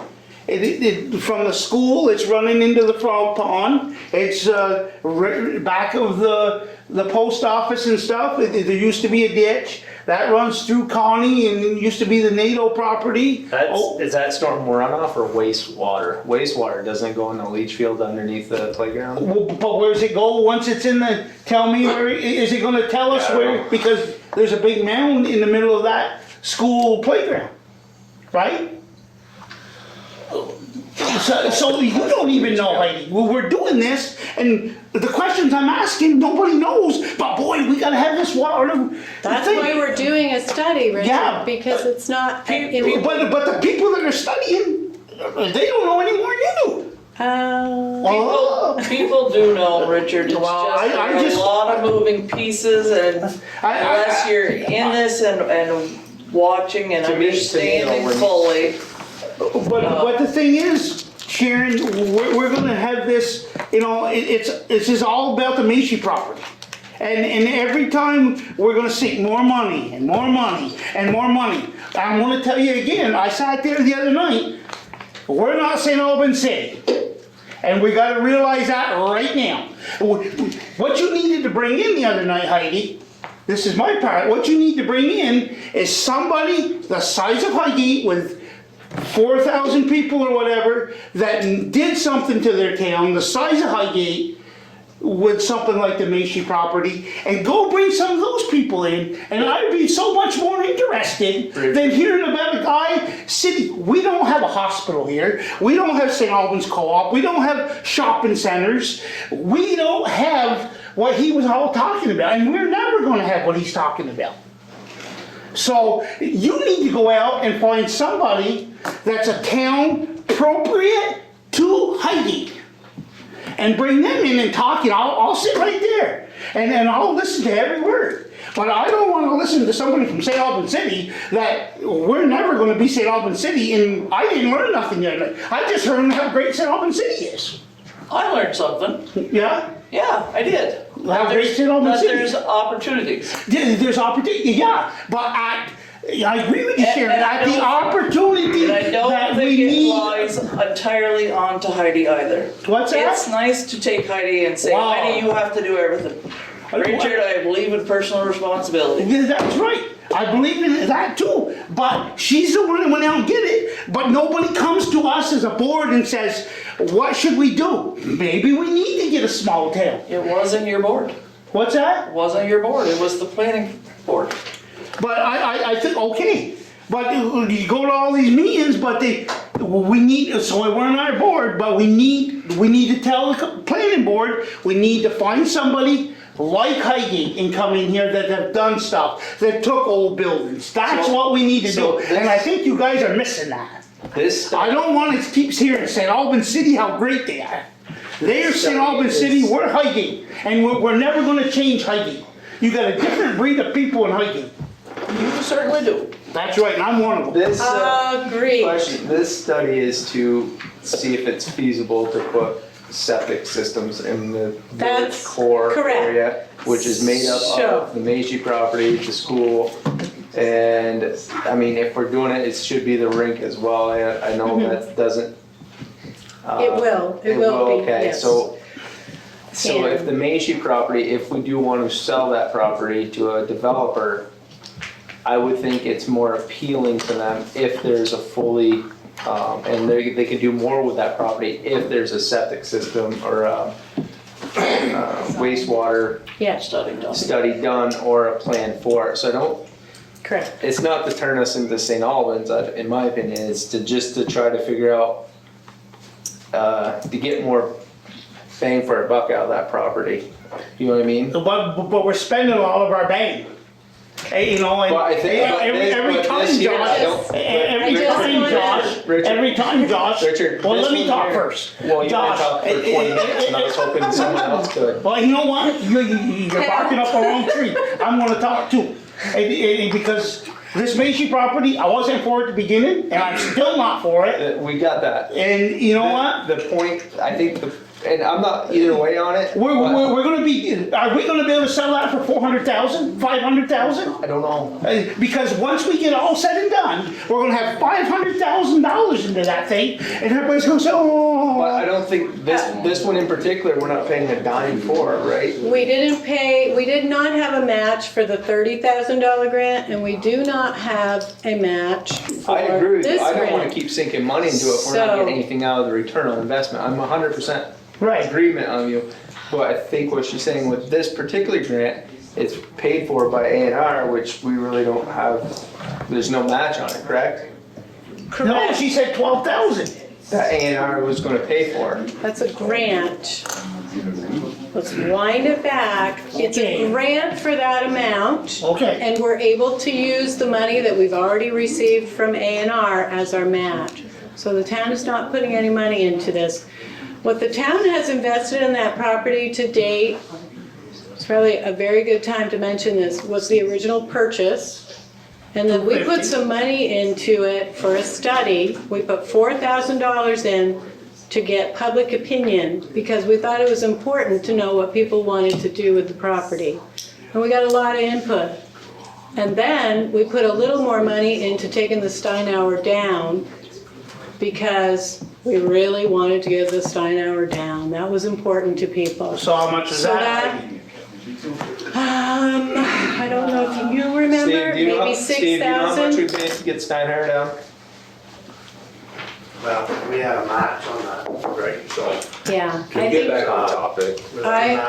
I'll have those numbers for you at next meeting, but there seems to be an impression that we're spending willy-nilly, and that's not the case. This is very thoughtful and very frugal to this point.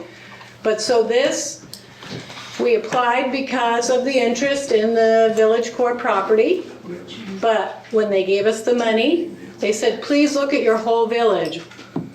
It will be good information to have. So the whole village will be in the study. No one has to do anything, it's just information. okay, but the ones that are gonna be information is pretty much what Josh said. Railroad tracks down. I'll have a map for you next time. I think it's a little bit smaller than that, but not much. I think you meant the railroad tracks on St. Armand, right? Yeah. Those tracks, yeah. I was under the understanding that the village has been my entire life, and I'm 62, was railroad track and bridge.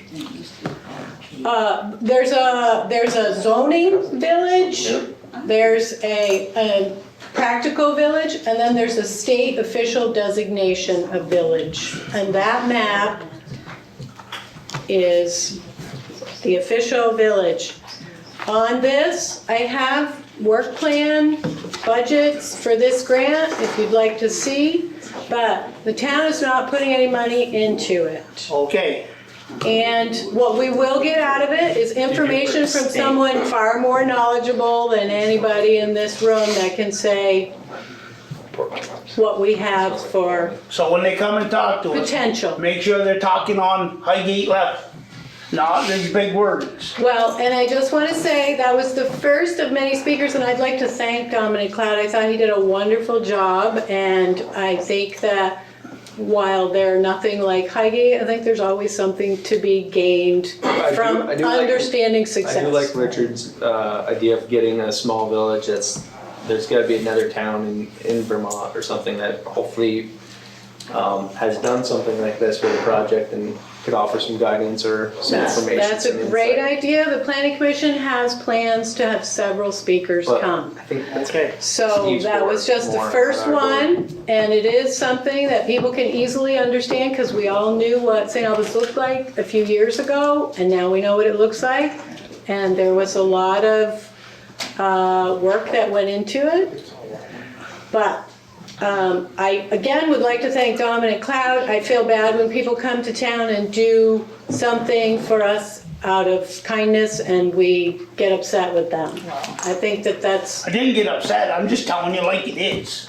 He was a great talker, you know, but I already knew what St. Albans was. It ain't gonna be Highgate, you know, plain and simple. but I didn't know how they went about it. So I learned something. I think the planning commission learned something also. And we intend to have other funding sources come in and talk. We're looking at tax stabilization. We're looking at a lot of different things to help the community grow. And it would be great if we all just moved in one direction rather than pushing and pulling. But the thing is, Heidi, we've got people in this town that have been here, they've got established businesses, and, you know, I hope the planning commission's looking at that. You know, we've got people that have been here that, you know, and I'm sorry, I don't wanna see them leave. You know, I don't wanna see them pushed out. A little Agreed. grocery store and No one does. and a hardware store in town. Them are two great things that Highgate's got. Agreed. You know, and Yes. I don't wanna see big buck people coming in here and that kind of stuff. And I just ain't, you know, them people, and you had this guy in here, but we can actually say that these people in town that run this town, a lot of them have been here for hundreds of years, their ancestors and all that stuff. That's something that a lot of places can't say. And I just don't wanna see it go to kaput. And a little grocery store and, I like going to those places. You go in there, they know you by name, and then you go to St. Albans, they You don't. still have your little grocery store, but maybe it's gonna be in a new building. Yeah, It but may be the same people. I understand that, Richard, but, You can go in that direction. But- No but one's saying I- we move it. No. And I understand that, Richard, but have you approached the people No, I gotta make that a run these sincere grocery apology to the stores in St. town? Albans City. Yeah, We're trying to get this plan through to be able to see what the septic and water capabilities are. right. Then you can better understand. The other thing, and tell all these that growth people is a what bad you thing can to help do, pay for and if it's landfills and doable. slides. If they come back with a report saying you've got no septic or water capability, it's gonna be a park. Well, I understand that, Richard, but the part I'm saying is, you've got local people here that don't have the big bucks to go in and spend we're a little Let us town. get to that point before we need to start discussing. Right, I did get to that point, Richard, but I still think you're spending money and you're spending money, and the little person in town is gonna be pushed out the door. Well, that isn't true right now. The monies we're spending are grants. We have the initial cost of what that property costs, and we haven't put a lot into it of Highgate's money since. We're working with these grants to be able to get the information we need to make a decision to find out. I think this is more of the other board as well, and I think the whole point of this was to talk about this one grant and And Richard, maybe come in and get educated about how much money has been actually spent. as interest of time like that. Right. Move on. And my sincere apologies to the town and city of St. Albans. We do not mean to offend you, and Dominic Cloud did a wonderful job the other day. It was an informative meeting. And while I'm at it, I also apologize to the town of Swanton who felt slighted from one of our last meetings. It is not our intention to put other people down. Agency of Commerce and Community Development. Do we have a motion to sign the support letter and the planning grant? I make the motion. I'll second. All those in favor say aye. Aye. Those opposed? No.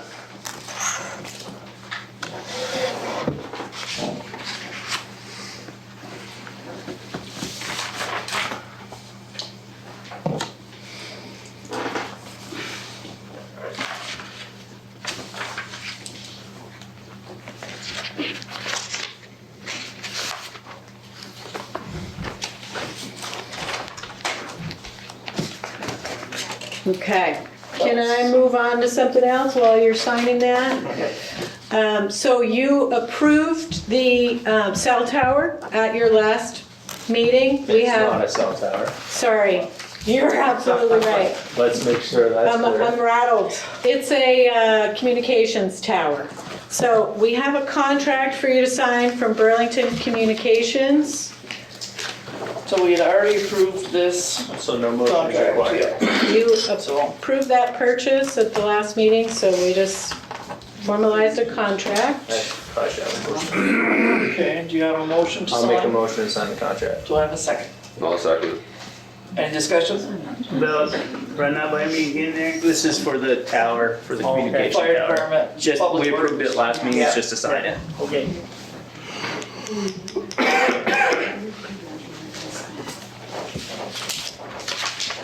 And we mentioned it at the last meeting, but we didn't officially say it. In addition to the contract with Burlington Communications, we're asking Anchor Foundations to install the base. So please For approve additional that funds? purchase. This was the 1590 that we approved Yeah. for Talked last about meeting. it last meeting. Oh, just for the concrete? Okay. Yes, just Yes, concrete. just for the The base. name of their company makes it sound like they're installing the anchor Oh, yeah. for the tower. I'm like, no, that's part of this contract. Switch. Swap. So can I have a motion to sign? I'll make a motion to sign for the concrete pad. Do I have a second? Second. All those in favor say aye. Aye. Aye.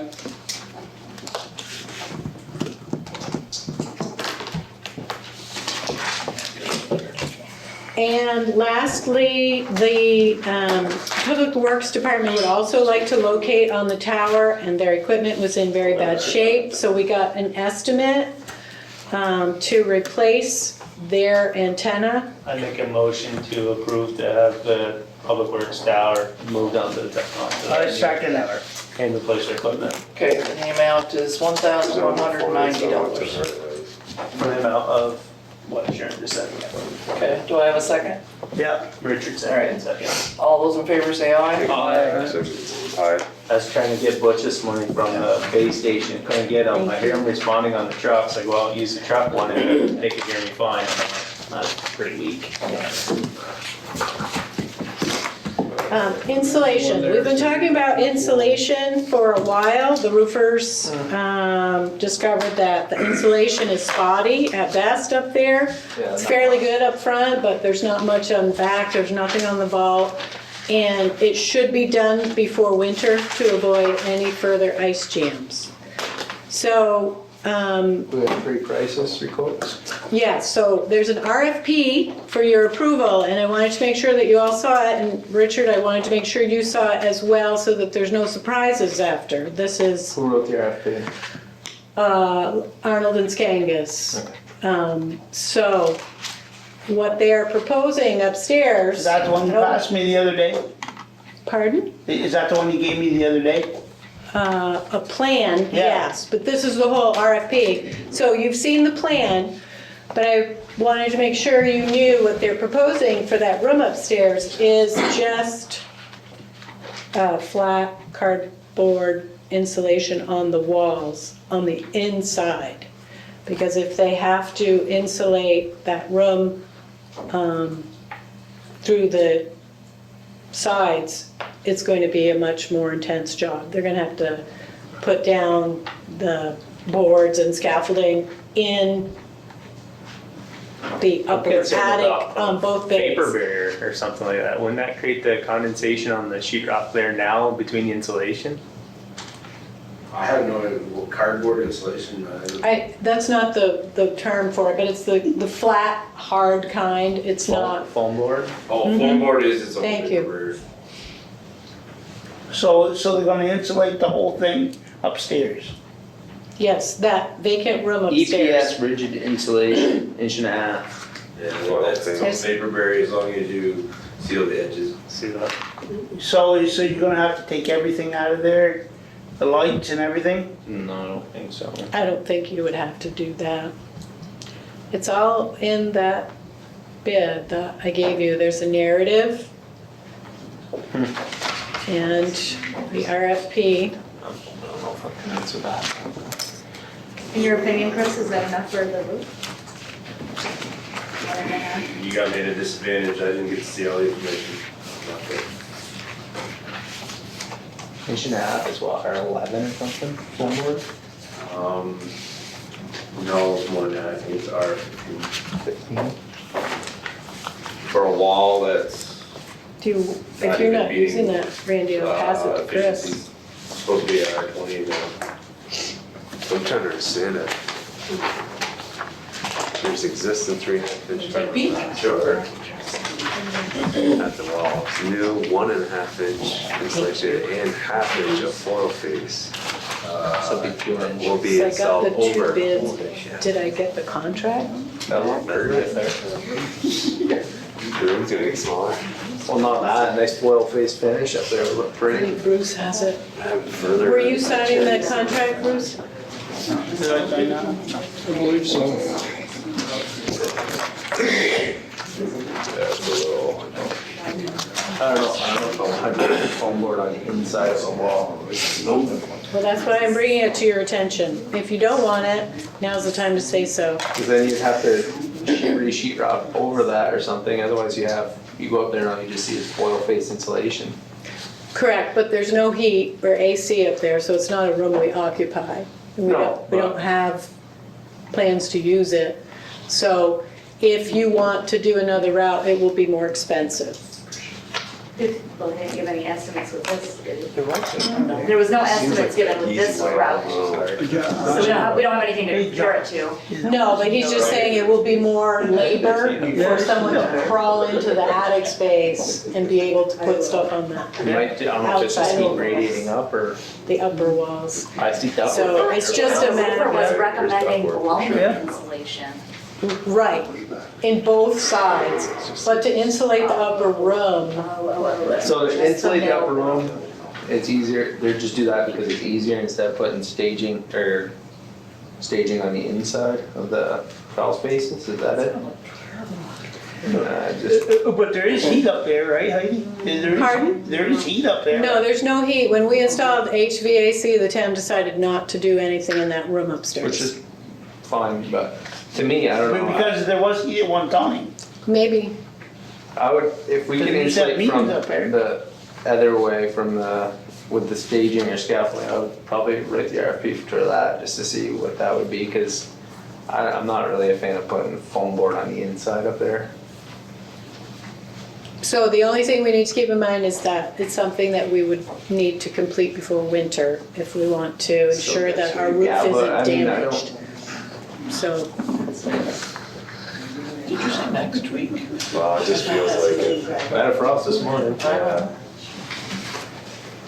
I don't know, I just hate rushing things just to get it, but at the same time, we put foam board on the inside and it looks like crap, and then we're stuck with it. I don't know, I just Do you think. wanna investigate further options? Well, she said that this was just the cheapest way they thought. They thought they can do staging on the inside. I just think we write the RFP real quick and say to insulate on the inside. I mean, they can be blown in, they do a lot of different options. Foam board on the inside, they just have to do, I don't know. Right? I mean, what do you say? You had two options. You can insulate Well, he foam said board on the there. inside. The alternate is to delete that work and stop blown in insulation on the attic side. That's way better, blown in on the attic side.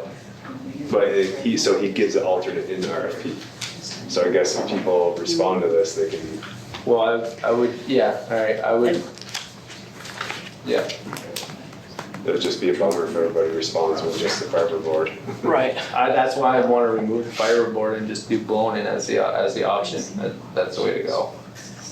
I'm fine with that. I think it limits the room quite a bit because then you can't I mean, you we're ever pretty, want to install, I don't know, hardware to the walls, there's foam board, you can't really. right, you'd have to strap it, sheetrock it, I mean, So Josh, what are you saying?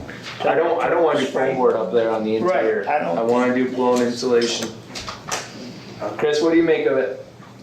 Well, looking at it really quick, what it looks like is they wanna remove the bat insulation. Is there wallboard up over there already? Yep.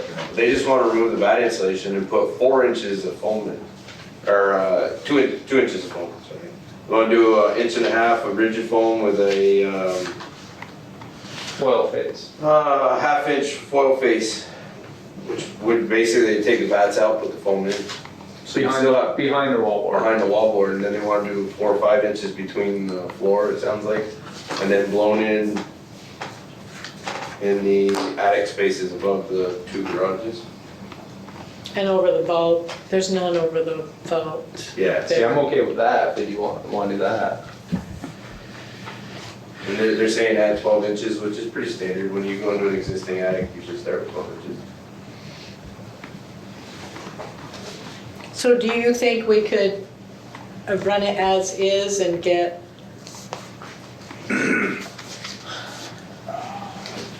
varying bids for doing it both We ways? definitely get varying bids, the way it's written, because there's alternatives and how, which is not necessarily a bad thing. Because in different insurance, installation companies might have a better approach. Sounds good. The way it talked, it just sounded like they wanted to put the foam board on the inside of the wallboard, which I was like, no. Unless I misread it, the way I read it is they want to remove the back and add inside the base to the rigid foam. Yep. What company is that?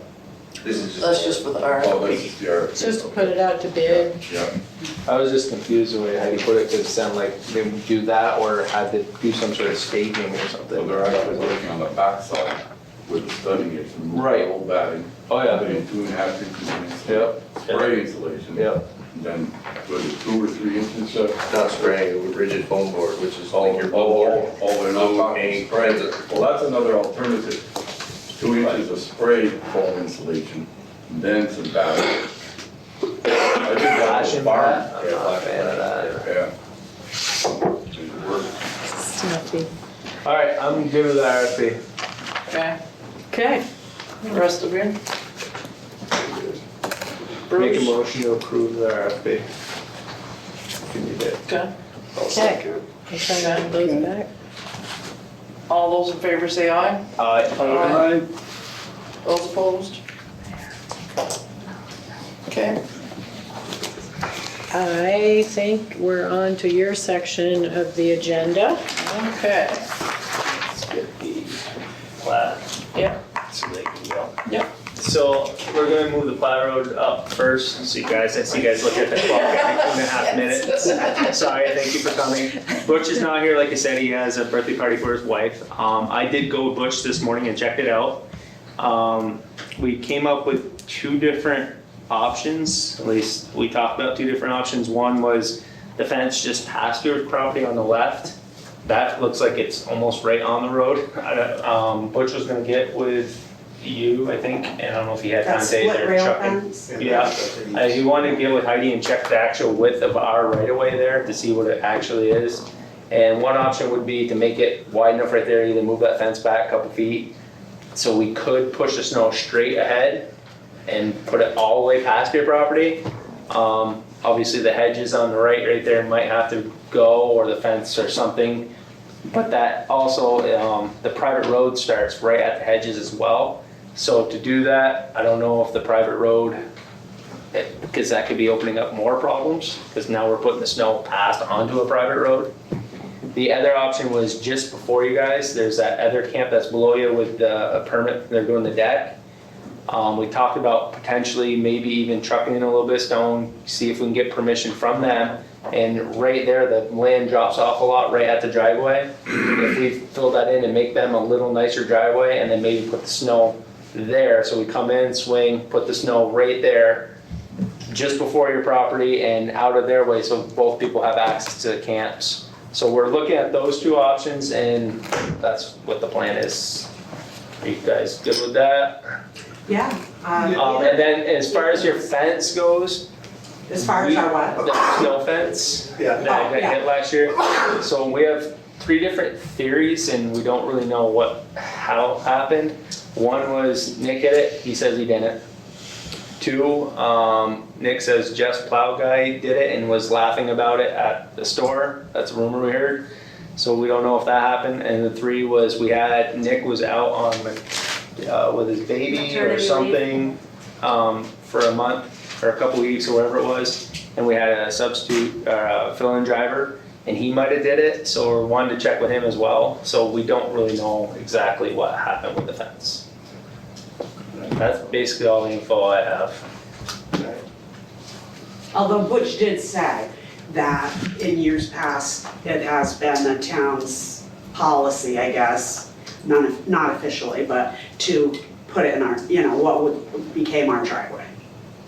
That, I get, yeah, that's what he said. They used to put it there, I think. Yeah. Yeah, because prior owners probably didn't show up there. I think the prior owner, one of them was up in Montreal and probably didn't come down for the winter, but we live close by and we go there quite often, and it's quite disturbing to see a big mound of snow where we can't even get to our property. Yep, no, and I don't know if once one person pushed it back, if it was our fill-in driver or if it was the other plow guy, then Nick thought it would be okay to plow there, we don't know. I did ask Butch to speak to the crew and basically say, look, this is the way we plow.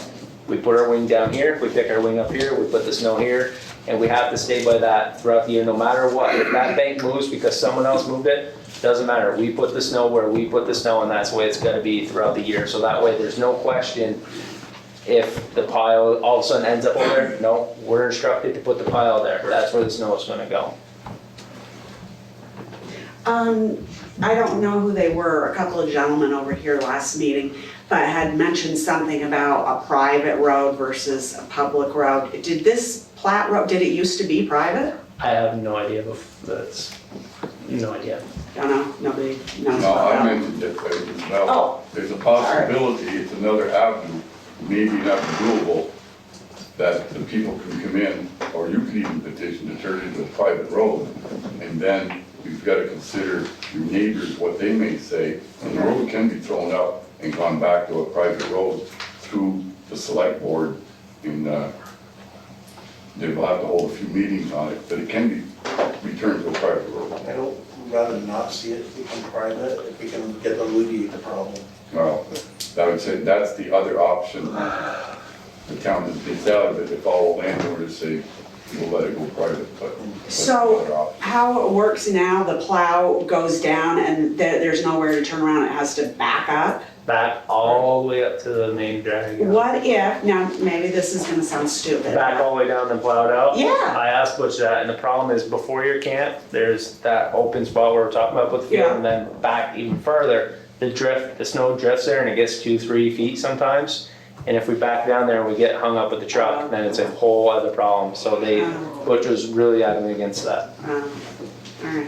Oh yeah, we spent probably an hour down there this morning talking about it and going through it all, and that's what we came up with. But we aren't gonna have a big mountain there again this No. year? Okay. Alright, do we get reimbursed for anything? That fence, the insulation in our basement or anything like that? No, I don't know how to handle that. I don't. Because you're not sure who really did it? Right. Now, I don't know either, but we asked Jeff and Tiffany Toll and who their plow guy was, because we had heard that too. And they said they don't have a plow guy, that you guys plow there. It's a driveway, but it's really part of the road. I know, I saw it, and Nick might have cleaned it out. I would think you'd almost have to. Yeah, I'm not sure. Nick tells Butch he didn't.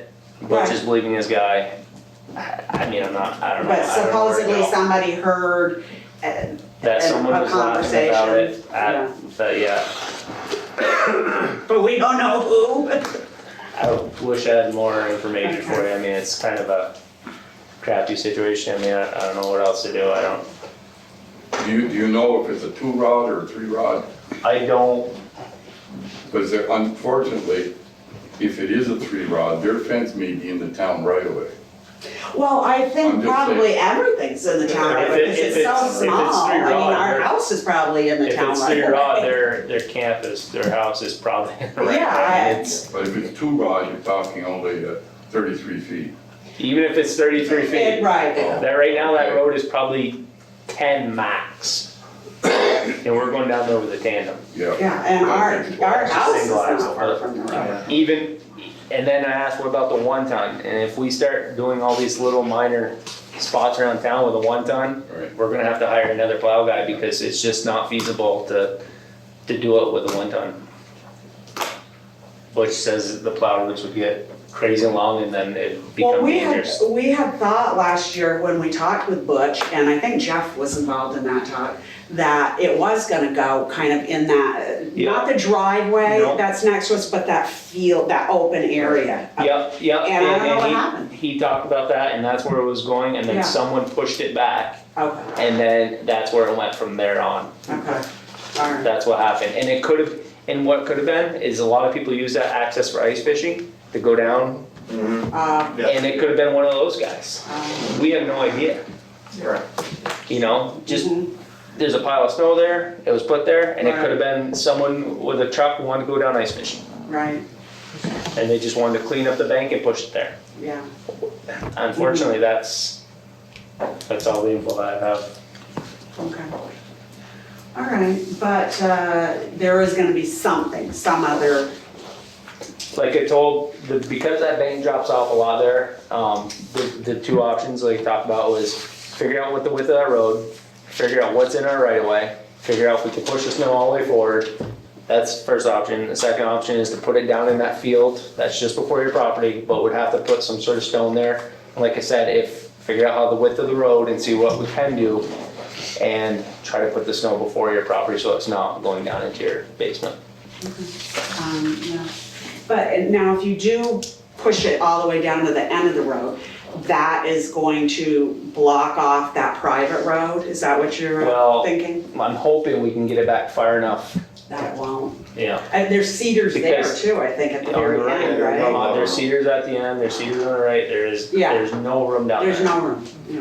And the Unfortunately. fence on the left, yeah. And I think the And our town's right plows. away is probably encompasses like Those cedar, everything. if it's a 3-rod road, those cedars, that fence, I mean.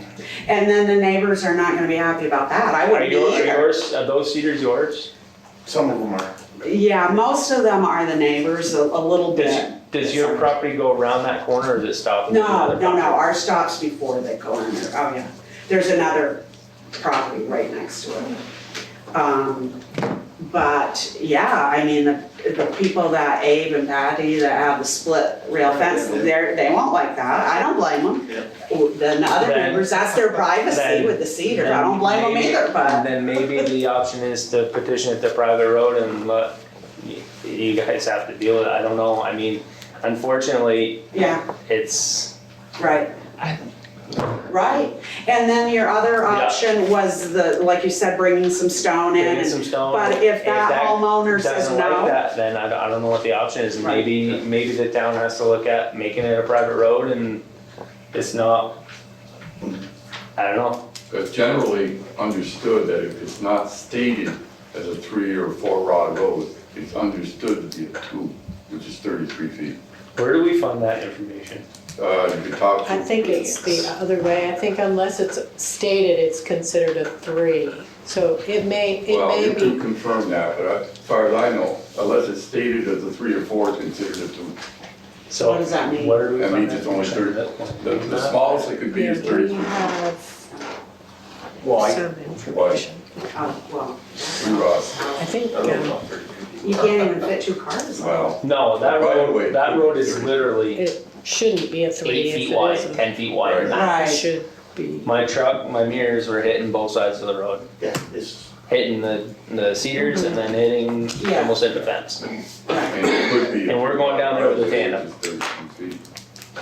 So that's your, Josh had mentioned that, I'll throw it up as a town, take it as a private road to it. That's, some of the citizens can have to be involved. And the in that. only way, I mean, if that's what has to happen, I mean, then people, I mean, either that's gonna happen or people are gonna have to accept, well, we have to put the snow here, or we have to get rid of those cedars, get rid of the fence and do something there. I mean, we have options, and if the residents don't like those options, then it's gonna go private, and then we don't have to, then we're not gonna plow it. I mean, it's. So do you have to, like, how do you go forward? Are you gonna contact the neighbor, or what is the next? Butch told me he's gonna look into your name, talk to your neighbor, get the name from Heidi, talk to him, see what the options are there, and then go that route, because that would be the best That route. would be, that's the best route to go, I agree. But he has to agree to it, yeah. And he has to agree to it, and maybe, maybe it's not stone we put in there, maybe we just put in some fill and some topsoil or whatnot and make that a little nicer, but I mean, we don't wanna get into business too of fixing up people's lawns just to plow a driveway and a road, so. We have to figure it out before winter, and they will, Okay, but we So- won't put the snow right up tight to your house. thank you. But we cannot be responsible if an ice fisherman does it, Right, Oh, right, yeah, right. and that's what we feel happened. What, and how, are you gonna contact us with whatever the resolution is? or- Yeah, we'll get together and we'll have either Heidi send a letter or call you guys. Okay. Yeah, sounds good. Thank you All right. very much. No problem. Appreciate it. Thank you for coming. Thank you. Can we go? Yes. No, you guys stay to the end. That's part of the rule. If And then we you have to clean up. if you request for agenda time, you have to stay to the end. Seriously. Are you gonna be there on Saturday? No, we have Okay, so lister position. Wendy, were there any other applications? No. Okay, so can we set the date for interviews? Could you hand me the calendar, please, Shelley?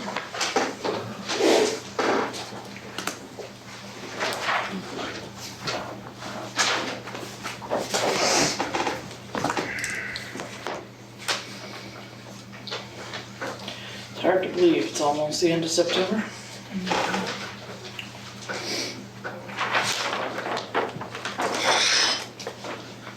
So our next select board meeting is on the 3rd. Do you want to do before or after the 3rd or on the 3rd? What's your pleasure? Need to do it before. I think if something needs to get done.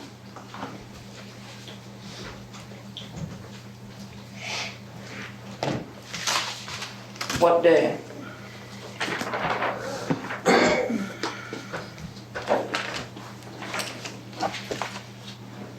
Monday, Tuesday, Wednesday, Thursday, Friday?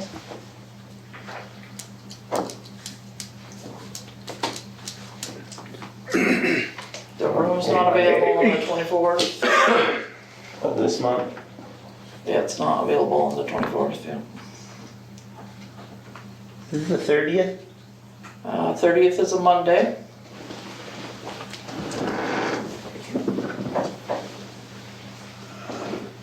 What time? 7 o'clock.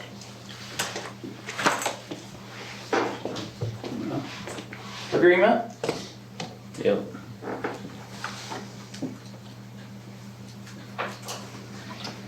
Okay, Randy, I'm not gonna be there. It's a holiday. The 30th is a holiday? Oh, is it? Rosh Hashanah. Oh, yeah, can't be here for that one. Sorry, I'll be celebrating. Can you set up 20-minute interviews? At what time? 7? 7. Starting at 7? Okay. Is this the practice we've always done? As far as, Like open lister position, we go ahead and interview people? that or if you want to make a decision off the letters they wrote. I think you're better off to interview them in that way. You can all have a fair and impartial say. And we have obligations to fill it, right? Yes, legal statute says that the town has 3 listers. Who's gonna interview? Just us? But it's open to the public? Fall under personnel, wouldn't it? Yeah, normally, The interviews? Yeah. I wouldn't think so, no. Personnel would be an executive. because Just wondering. it's a paid position, so they would be considered an employee. Okay, moving on. Thack Boulevard. I did not make it there yet. Okay. But I've looked at that in the past and I think it's too narrow, but. I would agree.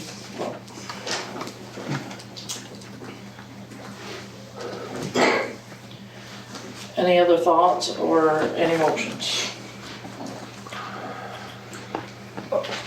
It doesn't meet the criteria for dimensions, correct? It looks like it met the dimensions at the time, but it does not meet the standards today. So, do you go by then or now? I go by now. I did pose, I'll be honest, I did pose that position to the zoning board, because I happened to be there, or DBR, and asked them what they thought, for their opinion on it, and they also thought that it should be standards of today, because you're taking over the road today. I agree with that. Right. Well, the So in that request, case, right. So, do I have a motion? I make a motion to deny it then, Okay, do until, I have, until it meets today's standards. okay, do I have a second? I'll second. Any discussion? All those in favor of denial, say aye. Aye. Aye. Those opposed? No. Okay. All right. So, are there any other comments for public session? I attended a TAC meeting, Transportation Committee meeting last week, and I don't know if people realize it, but the new representative for the airport is Michael Maskell. And there's quite a bit of stuff that's gonna be going on with the airport. That's one thing we have, Richard, in Highgate, is an airport. St. Albans ain't got an airport. Yeah, True that. yeah. But anyway, there's gonna be quite a bit going on in the next 3-4 years with the airport, and part of this study is gonna include some of the possibilities of businesses probably opening up along Route 7, it's gonna be Route 78. And there's gonna be an eventual expansion of the airport. The first project on their list right now is, I believe, I forget the height, an 88-foot fence around the property, I think F-35s are permitted. so that the deer don't get in. Because the deer and airplanes don't work well. Anyway, that's a project upcoming around the airport. There's gonna be quite a bit of trees taken down for that purpose. So Mike Maskell is the contact that represents the airport now. I believe he was a Swan or a state employee at one time. Yeah, He was? He was my neighbor, he lived in Swan. Okay. I knew him. He was a state employee at one Yes, time. he was. So thought I'd pass that information on to you. Thank you. And there is a wastewater study going on there. It's separate. It's not the one we've talked about tonight. 2 separate wastewater studies. But you told me that don't have nothing to do, we involved in that, right? We're Well, absolutely involved in, involved in that. but as far as grants and stuff, that's a whole nother project, right? With Harrison and all that, right? Is that? No. No, that's a It different is. one? It is a grant. It is a Highgate grant. There are several people involved and we did not put money in, if that's what you're Yeah, asking. that's what I'm asking. Okay, so that's the bottom line. Yeah. So no, we used my hours as our match and then the other parties put in the balance. Oh, and there's another thing too. There's a sidewalk that's been funded for Swanton from McDonald's all the way up to the school. And it hit me right off. I said, does that mean we have to plow something? Because it's gotta be kept up, but it's not in Highgate. It's just right there to the edge. It's a Swan. It's a school. It's a Swan. Yeah, but the school is in Highgate. I know that. They don't. Not all of it. No, not all of it. all of it. Not all of it. The driveways. The building or the land? Building, even the buildings on the town line. Anything else for public comment? All on the line, some of it's. Mary, do you need to see us in executive? No, okay. Some of it is. So, I'd make a motion to exit the regular public session and enter into executive for personnel, contract, and legal. With the inclusion of Heidi, Brian Spears, and Ty Schwerner.